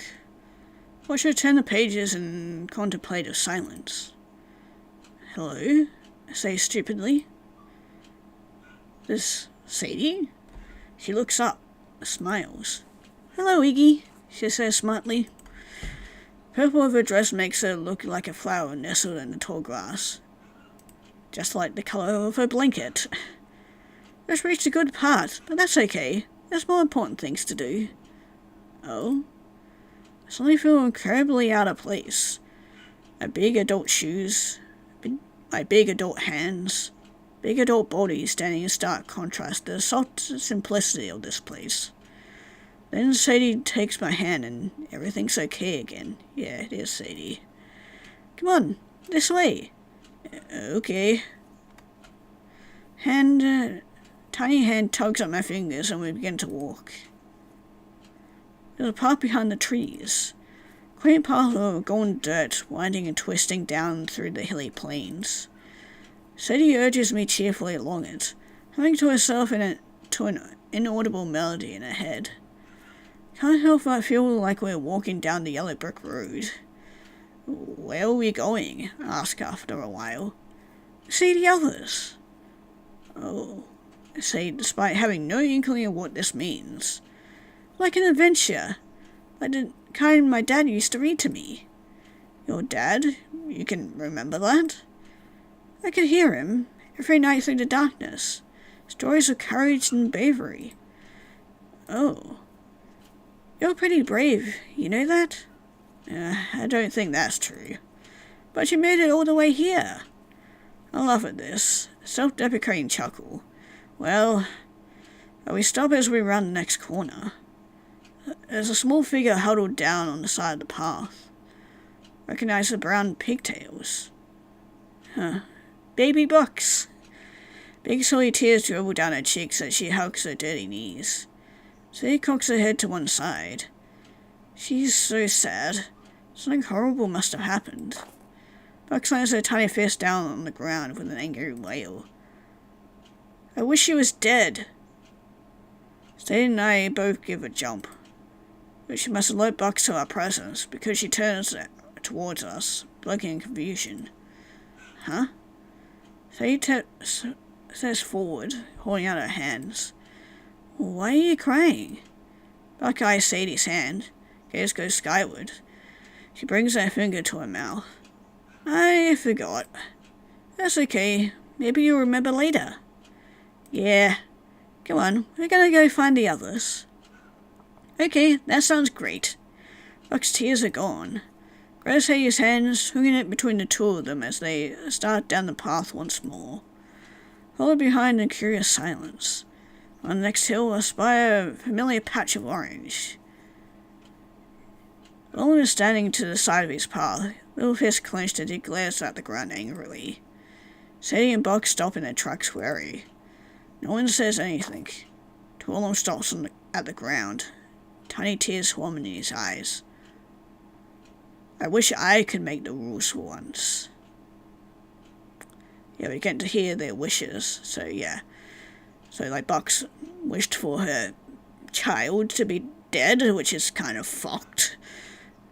Then, yeah, Roland wished to be heard for once instead of just kind of being in the background and being forgotten, and then being pushed and shoved around, and generally just being bullied. Takes a few moments for the dust to settle back around his foot. Then he pops open first one eye, then the other. Sees us watching him. He jerks back. Don't hurt me. I didn't. So he steps forward. We're not going to hurt you. We're on an adventure. An adventure? Yeah. Come help us find everyone. One picks nervously at his nose. Okay. Turns onto the path. Start on our way once more. Feel a tickle on the palm and glance down towards him, clutching my hand. Glances anxiously from side to side as we walk. Around the next bend. Starting to understand what's happening. Maybe. That doesn't make it any less weird when I spy Gidget's crop of blonde hair come into view. Got their hands held out to their sides and are walking the edge of the path like it's some kind of tightrope. That looks dangerous, hear Ola mumble. In front of me, Sadie and Box are silent, just watching. Gidget reaches a small incline in the path and stops. Spins around with a flourish, raising their arms. I wish I was the most beautiful person in the whole world. They blink, look at us, and bring their arms down sheepishly. I didn't know I had an audience. It was great, Sadie laughs. Yeah, you're like super cool. I didn't think it was that impressive. Gidget tilts her head down with a shy smile. You want to come with us? We're looking for everyone else. Yeah, just like the pirate and the princess. Pirate and princess? Gidget looks confused. But must not care that much, because they quickly morph into a wide grin. Sure, that sounds fun. When we start forward again, Gidget takes my other hand, pulling me along happily. Come on, Iggy, don't fall behind. I try to pick up the pace. Don't want to let anyone down. No, we'll see around the corner. I know who we'll see around the next corner. So, the head of spiky black hair is no surprise. Genzo squatted down, facing away from the path and drawing idly in the dirt with a stick. The ears are covered in scratches and dirt, just the way they always were. Forever stand there and watch him in silence. As he seems to finish his design, he mumbles something incoherent under his breath and stands up. Turns around. Probably jumps about 10 feet. Shit. When did all you guys? Hastily attempts to scrub out what he drew. It's okay, you don't have to be scared. I'm not scared. What are you mumbling just now, huh? Bug clutches her fist together in earnest. I wasn't mumbling anything. Yeah, you did. I heard it too. You did not. We all had to say it. Who the fuck cares? Genzo. It's okay. Genzo points his gaze down stubbornly, and I see his fist shaking. Finally, he mumbles something again. Hey, I couldn't hear ya. I wish I could see Iggs again. Aw. Genzo. That's what he wished for. No, I mean, technically he did say he wanted to get his sight back, but, no. Genzo. Say last, holds out her hand. Come on, we've always found everyone. Who else are we missing? Unless we're going to see a baby Iggy. Genzo huffs and turns away, crossing his arms over his chest. But he follows the group as we start up again, for the last time. Trying to catch a glimpse of what he was drawing. There's two scratched out. Nothing but a faint outline of letters peeking through. Make our way towards the final hill. Can't help but feel it. Okay, what's with the glitchy weird music? Can't help but feel a bit like some kind of babysitter as I walk awkwardly in the middle of that passel of children. Some are laughing and skipping, others sulking, others being hunkered shoulders and eyes blinking in anxious curiosity, all of them ushering me along, falling on my hands, my shirt, pushing me from behind. Come on, Iggy. Don't fall behind, Iggy. You're almost there, Iggy. Around the hill, breath catches in my lungs for a moment. It's baby me. Not the current me, no, but a much younger me. Me who'd convinced all my friends to cut their hands on that fateful night. Me who gazed in awe at the world of wonder that awaited us. Me who'd never been able to experience the same unbridled joy. Seeing my friends so happy that day. Younger me looked back with a smile as my friends ran towards him. Iggy, what did you wish for? Iggy, can you believe it? Younger me shakes his head with a smile. I haven't wished for anything yet. Nothing? Iggs, you gotta wish for something. Younger me laughs, scratches the back of his neck sheepishly. The rest of my friends go running past, to the land of magic and curiosity that awaited. I can hear their laughter, the sheer, unadulterated elation as they see and feel and experience everything for the first time. Younger me watches this too. He's standing there from the sidelines. Then he turns back to me and Sadie. I see a tear shimmering in his eyes. I wish... Now the tears are forming in my eyes too, because I know exactly what he's going to say. I wish I could make my friends this happy forever. Finally get to have his wish. I mean, we kind of heard a resemblance of it towards the end of each arc, but...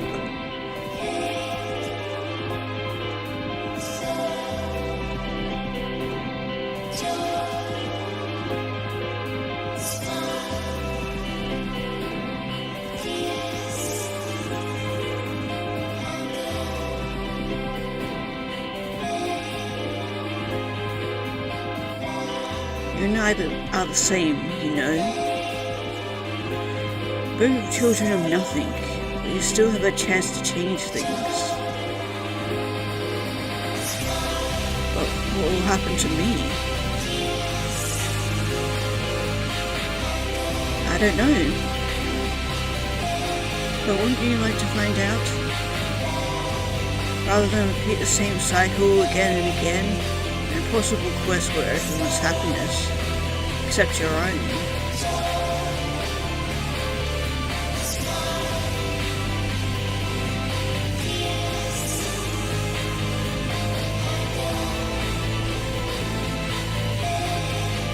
It's your choice, Iggy. Let me in. Or don't. Hold on.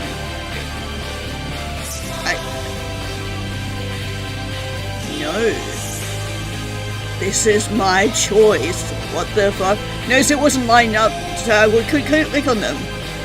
For me. Wait, what? That wasn't my mouse.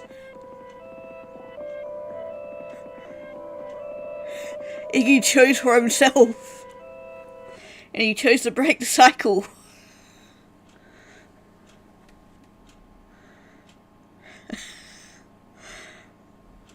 What?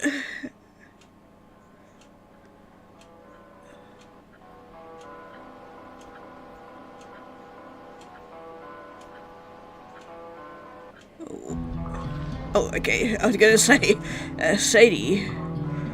Holy fuck, okay, I was not expecting that. What do you want, Sadie?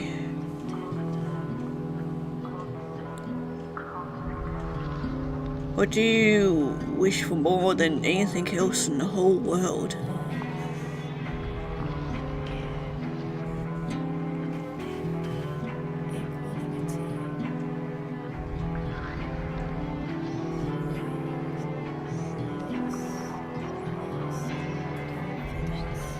Yes, there she is. I can feel her.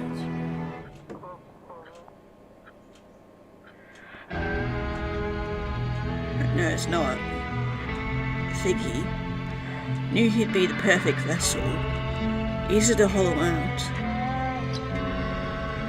and replace.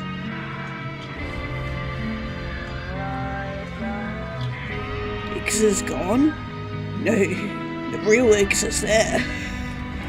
Iggy.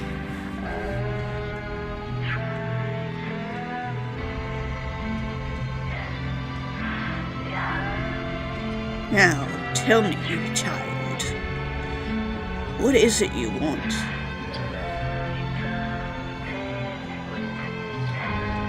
What do you wish for more than anything else in the whole world? Please kill me, Iggy.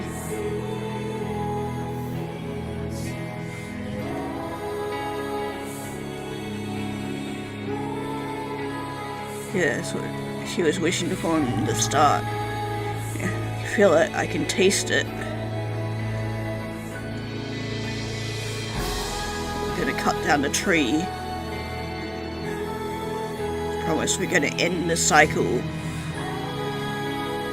It tastes incredible. I feel so alive, innocent coursing through my roots. This was truly the single, purest, most perfect.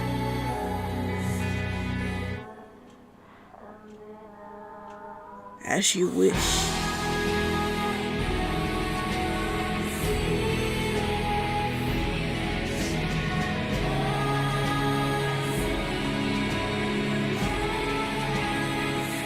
Guess Iggy was finally saving up all that strength for this one moment.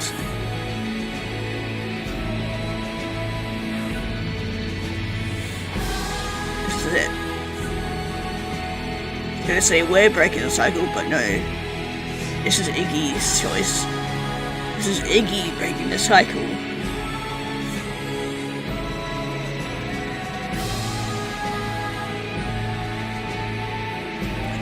Not my wishes, I'll... Yeah, it's probably for the best, because at least no one else will be able to have to go through all that shit we had to.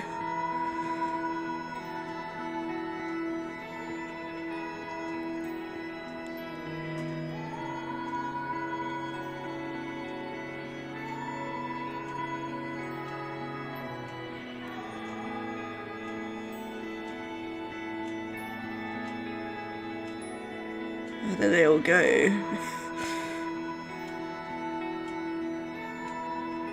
I say good riddance. Wait, we actually get to kind of see him. You know, we got to see the tentacle guy. Please kill me. And so many wishes. All the wishes the kids made. Wish I could make my friends happy forever. Iggy's wish.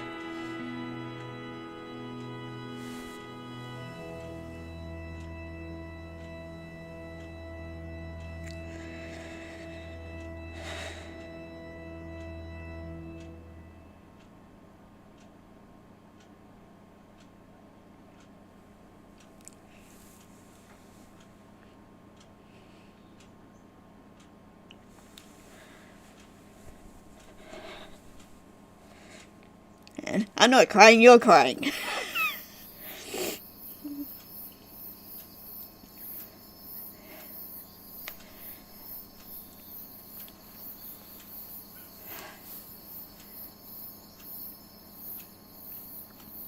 And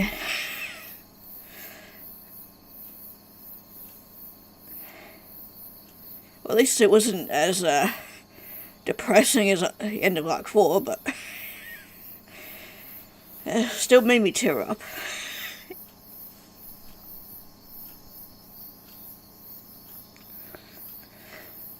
At least it was much more of a hopeful ending. Well, I mean, we still got much more to go, but was not expecting that.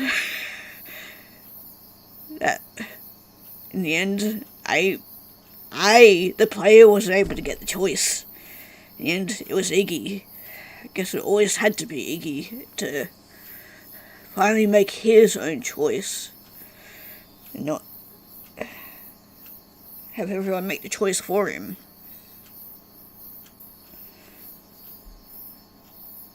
Yeah, definitely was not expecting that, especially when I realised, because when I hover my mouse over the choice it usually lights up, and then just before, or right before Iggy told me no, I did attempt to click on it, but they wouldn't, it wouldn't let me. Anyway, let's move on. Open my eyes, it's dark. Dark and quiet. Quiet aside from the distant buzz of cicadas. Soft whistle wind through the trees. Rub at my eyes, my head pounding. Feeling like I've just woken up from the longest nap I've ever had in my life. Groggily push myself up to the seat. Or to a seat. I blink. And back here. Back home. Taking in the sight around me. Sight incredibly familiar. Yet unbelievably foreign. Yeah, God. Man, it's been a while. It's been a while. And my God, the shit we've been through. Around me are the forms of my friends. All of them lying in the grass. Hopefully, all still intact. Identical cuts on their hands. Something heavy in my lap. A book. Look down at it curiously, but its pages are blank. Huh. Sure what to make of this, I simply stare at it. Growing from across the circle. What the fuck? Indeed, what the fuck? We're back to being children? Genzo pushes himself off the grass. Rose vigorously at the side of his head, jaws clenched. Why the fuck do I feel like someone's been doing road work on my head? Repeatedly. With a jackhammer. I'm sure you'd like to get hammered, Genzo. Okay, no. Should not be making jokes to that about true child Kenzo. Shoulder slump. He glances at me from across the circle, then at the others, then down at his hands. Why do I feel a strange thrill of euphoria at seeing my right index finger? Well, at least we still got all our body parts, but, weird. God, this is going to be strange as fuck. I mean, adults in the mind of adults in the body of a child. That's what I was meant to say. Movement to my left. See Gidget start to come to. And they sit up with a jolt, eyes wide. What? I sit up there a moment, just staring straight ahead. And seemed to relax. Looked to me, and to Genzo, and across the surrounding forest, not saying a word. And finally, what happened? What happened? What did happen? More like what didn't happen. Feels like we've been through it all. Press a finger to my temple, face scrunched. Tried to do some kind of ritual? No. It was a tree. Tree floating in the black of space. And pain. I've been in so much pain. My thoughts are cut short when Autumn sits up across from me, his orange hair strangely prominent against the black backdrop of the woods. I don't feel so good. Me either, Autumn. Me either. Yeah, and what else is new? Today something's not wrong with you is the day we all bow down and call you king. Yeah, about that. I ain't happening. Oh, not anymore, it's not. Thank Christ. I mean, I didn't mean it that way, Autumn. Whatever cut short. But they. Let me try it again. But they're both cut off by a loud wail on my right. Buck sits up, tears dribbling down her cheeks as she sobs so loudly, to momentarily plug my ears. Why do I feel so sad? Yeah, poor Bucks, God. But yeah, it seems that we don't remember anything about everything that happened, which is, I mean, probably for the best, because poor child us, or child everyone would. Yeah. I mean, we already seen what happened with beginning of this arc, when we received all our memories from what happened, so let's her hiccup as her shoulders continue to tremble. Hey, it's okay. Gizzy goes to their feet instantly and moves over to Bucks. Watch as they tap Bucks in against their shoulder and begin rocking him from side to side. Aw. It's okay now. Everything's fine. Bucks sniffles. Hiccups again. But my heart hurts so bad. Yeah, and then because, the child as well, but, man, it's probably best that we do forget about everything. The rest of us grow silent, just watching. Then, the tears start. First Autumn. Look over and see big salty pools from beneath his eyes. Then he's sobbing too, form crumbling as his shoulders sag inward. Tears begin streaming down his face. Then Genso. See him trying to be tough, but lost for all of 5 seconds. Then his face crumples in on itself. Snot and tears are running in rivers down his cheeks. This is enough to set me off. I have my arms around my legs, face buried in my knees, so let the waterworks flow. Can't stop them. My heart feels like it's tearing in two. Not the first time.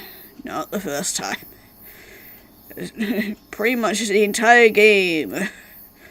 bludgeoned, beaten, ripped apart. Like 100+ years of sadness and pain and trauma is all dumping on me all at once. Yep, that's pretty much what this game has done to my heart. Don't have to look out to know Gitch is crying too. Even as they continue to rock Buck's tiny form back and forth. Even as they try to reassure her, and all of us, and themselves, that everything's going to be okay. I cry and cry. Cry until my throat turns raw and my eyes turn red. Till I feel some of that sadness start to release its grip on my heart. Okay, everybody, bring in group hug. Everybody, we need a hug. We need a group hug, please. We desperately need a group hug or something like that. Sobs finally give way to quiet sniffles. I look back up. Look out at my friends. All of us with lips trembling and eyes strained. Wipe at my face. Take a shaky breath. Slowly rise to my feet, wobbling as I find my balance. Don't really know what to say, so I don't say anything. Instead, find my gaze pulled to the center of the circle, towards the small oblong object poking up from above the grass. I step towards it, crouch down, lift it tentatively from the ground. Ah, that damn doll again. Oh. It's a doll, soft and worn, with long dark hair and a purple dress. Why did it only just fucking click now? It's fucking Sadie. Why am I only just figuring that out now? The button eyes stare up at me. Hello, I say stupidly. Hello, Iggy, she says smartly. Thanks, good shit. I sniff, wipe again at my face. What's that? Hear Olam ask, his voice squeaking. Nothing. Tuck the door into my back pocket. Nothing at all. Then stand back up. I'll start to rise to their feet as well. So, Genzo starts, wiping stubbornly at his eyes. We're just gonna, go home? Gizzy holds Bucks up, who's still stiffening softly. Perhaps we're going to be out looking for us soon. As if, my dad couldn't care less where I am. My dad's gonna be mad. Oh, God. Poor him. Yeah, right. 'Cause I forgot about, his situation. I want to go home. Buck clicks out another sudden wail, then turns off into the trees. Crap, Bucks. Gidget doesn't waste a moment, running off after her with a frustrated groan. Across the circle, Olin grows visibly nervous. Everyone's leaving. Looks left, right. Abruptly takes off, following the other two off into the dark. Oh shit, I'm not staying out here all by myself. Get to the house before following the others off into the dark, leaving just me. Stand there a moment, gazing off into the darkness. Pull the door back out of my pocket. What do you want, Iggy? Turn it over in my hands, kneading the fabric between my thumbs. That's right. I know what I want now. I blink, then smile.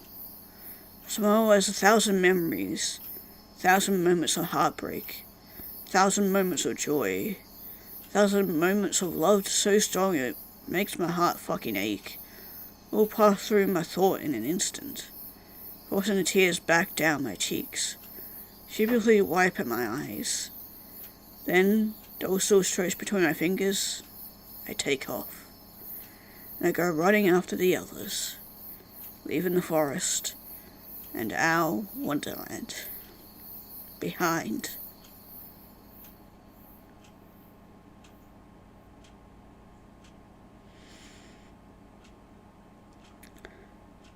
I'd like to tell you that everything was perfect for us after this.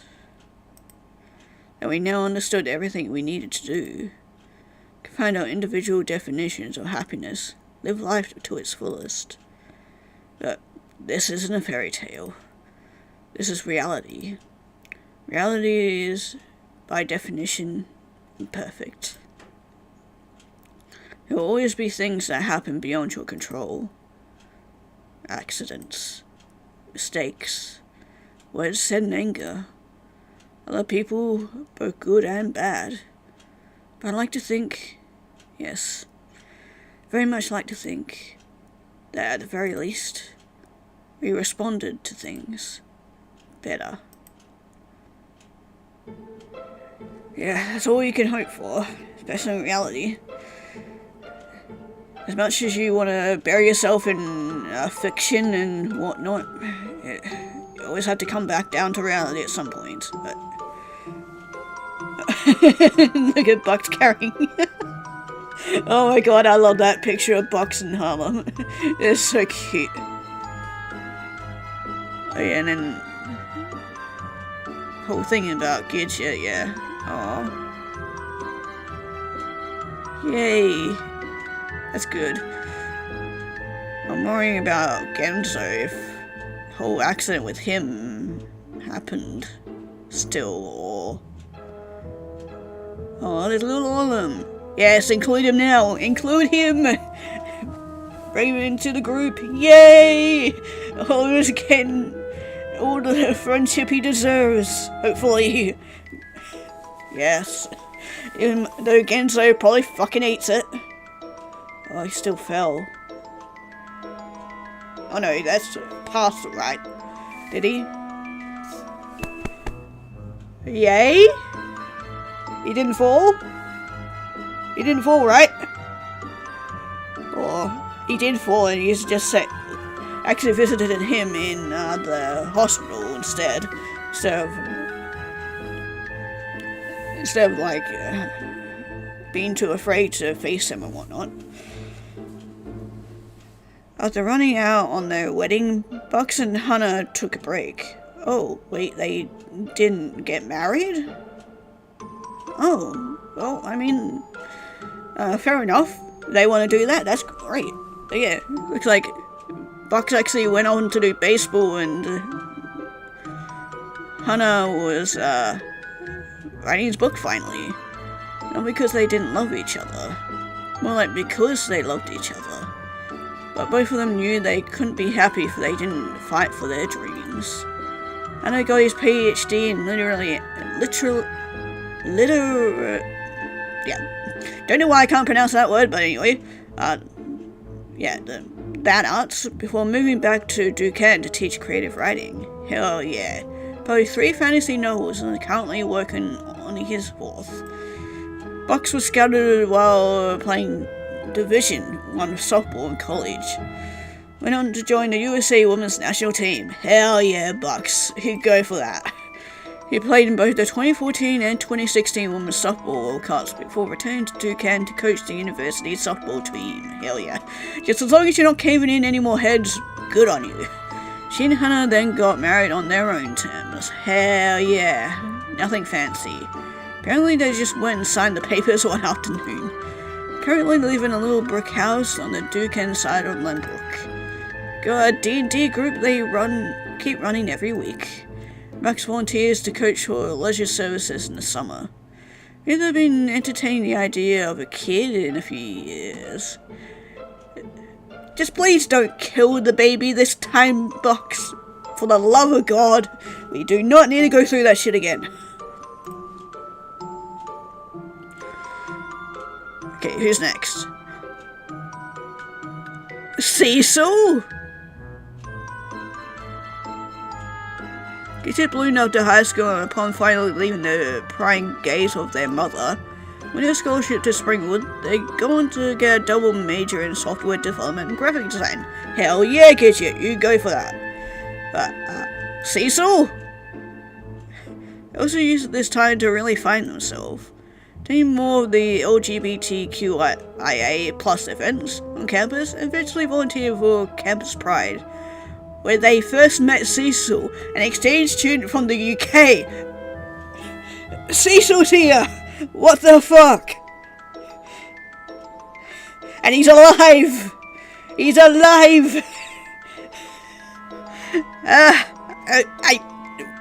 What? How? Why? Shouldn't be questioning it, but Cecil, yay! I didn't think we'd get anyone else. I didn't think we could get Wonderland people over here, but... Huh? Unless Cecil somehow was real this entire time? And just somehow accidentally fell in after us, maybe? I don't know. Oh yeah, Cecil! Fuck yes! They became fast friends. Graduating, two of them would move around a bit, living in queer-friendly group houses to save on costs as they interned for small startups, volunteered for the local queer organizations. They were finally able to afford the rent for their own place in Lambrook after securing a junior design role at a non-profit, where they eventually go on to rise up to a senior product designer. I haven't heard much about their love life aside from the occasional gripe about an annoying ex or two. I'm still having his sextapades or whatever, because I know Cecil definitely enjoyed those times. Seem content living with Cecil for now, attending a variety of local events to support the community.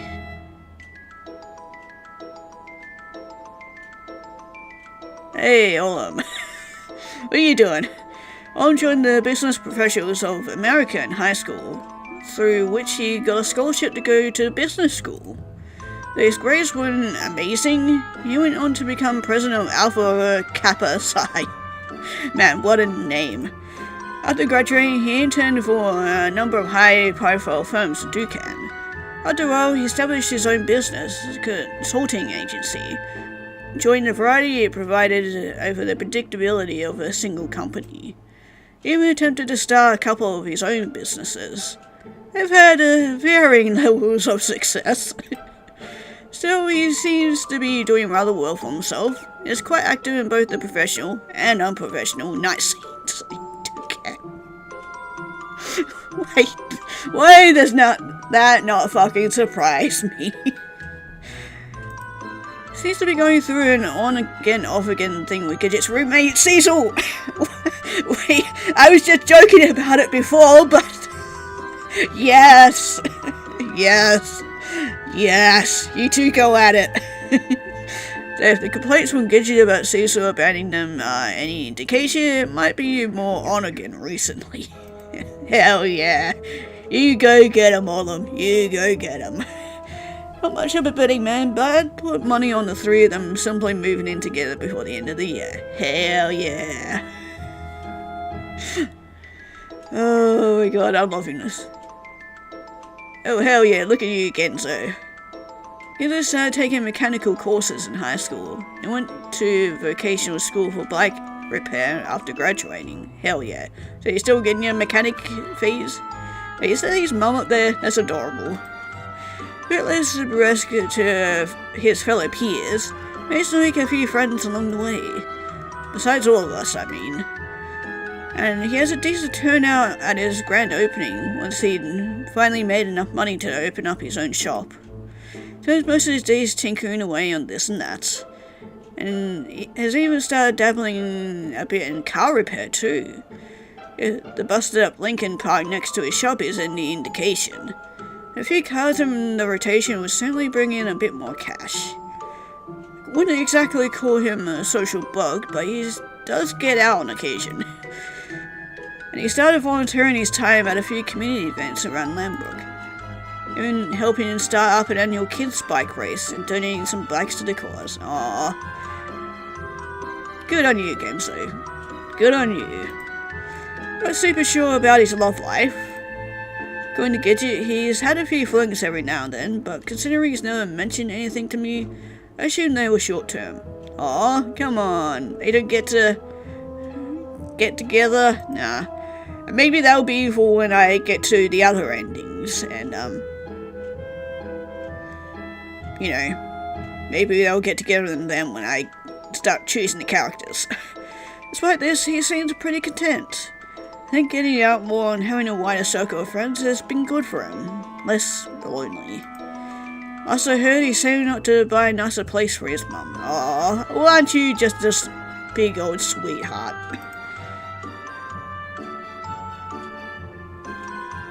And as for me, well, still working away. My path didn't differ that much. Moved off to college, studied software development, buried my head in my games, but with a new sense of confidence in my life, in myself. Spent more time trying to figure myself out, doing some soul searching online and on campus, figuring out that I'm ace, but also that I don't really have a preference when it comes to girls versus guys. Generally, I've been writing in my free time, which gave me more courage in trying to put my thoughts into words, and it also gave me an outlet for my hurt and comfort, trope-loving heart. Became more aware of my wants, likes, and needs, even if my anxiety sometimes made it difficult to fight for them, and I kept up with my friends more, made more of an effort to reach out, to keep in contact. I'm not going to lie and say I suddenly became the picture-perfect model of a friend. That would be just silly. But I did try. I really did. And that's all you can really hope for, as long as you try your best and try to push yourself through it and, yeah, just do the best you can. That's all you can really hope for. Hell yeah, Iggy. Bring coffee to Genzo sometimes in his shop, upon which the two of us would spend the whole afternoon just yapping in the back, usually transitioning into beer, because of course it would. Sometimes transitioning to me falling asleep on his floor. God damn it, Iggy. Attending a few local events with Gidget and Cecil. Gidget would always fill me in on all the latest gossip. Cecil would always look at like he wanted to murder me.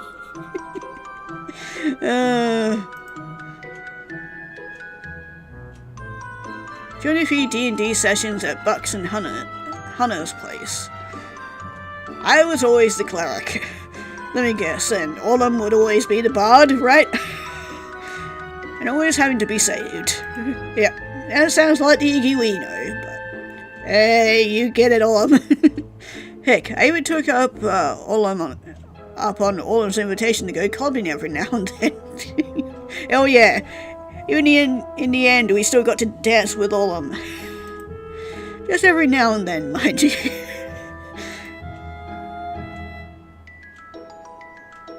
I wouldn't call it the most exciting life, not especially a fulfilling life. I still have plenty of my own challenges, but do feel more at home in my own shoes, more at peace with who I am and where I'm going. It's a life I've chosen for myself and no one else. Still get the occasional deja vu, a sudden flash of a memory, sometimes so brief and so intense it takes the wind out of me. Other times long and drawn out, filling me with a sense of long-lost melancholy. Heart knows what I've been through, even if my head forgets sometimes. My heart never forgets. Yeah, my memory, on the other hand, is never gonna forget this. For the good and for the worst. Or better and worst, yeah, that. I always take a moment to let myself return to that moment. Let the memory fizzle to the surface. Of another life. Another me. Now smile as I think about how far I've come. Path still left to tread. Hopefully one with less murder and hopefully no more loss of body parts.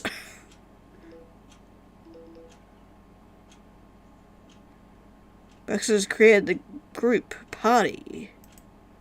Bex has added you to the group. Bex has added Gidget to the group.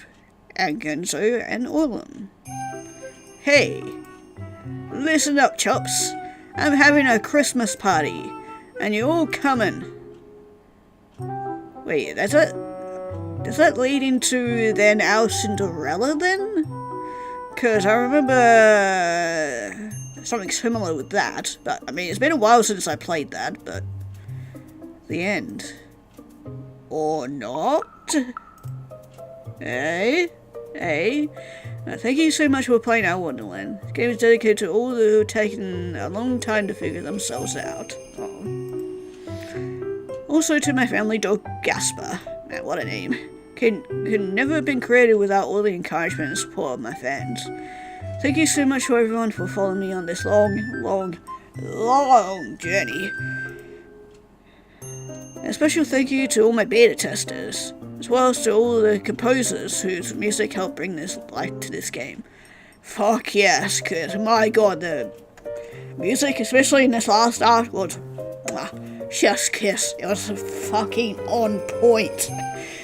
My god, it was amazing. I'm definitely gonna be going out of my way to get the soundtrack, that's for sure.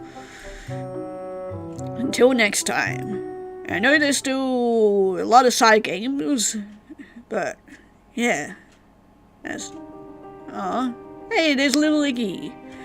But we still do have a few other endings to go through, so I'll be ending this part here for this one, because holy crap. Now, that ended up being a lot longer than I thought it was going to be, but yeah, I'll be seeing you in the next part with the other endings, which will be hopefully just as good as this other one. Because yeah, we got the, I think, neutral ending, and yeah, we got 3 other endings, I believe.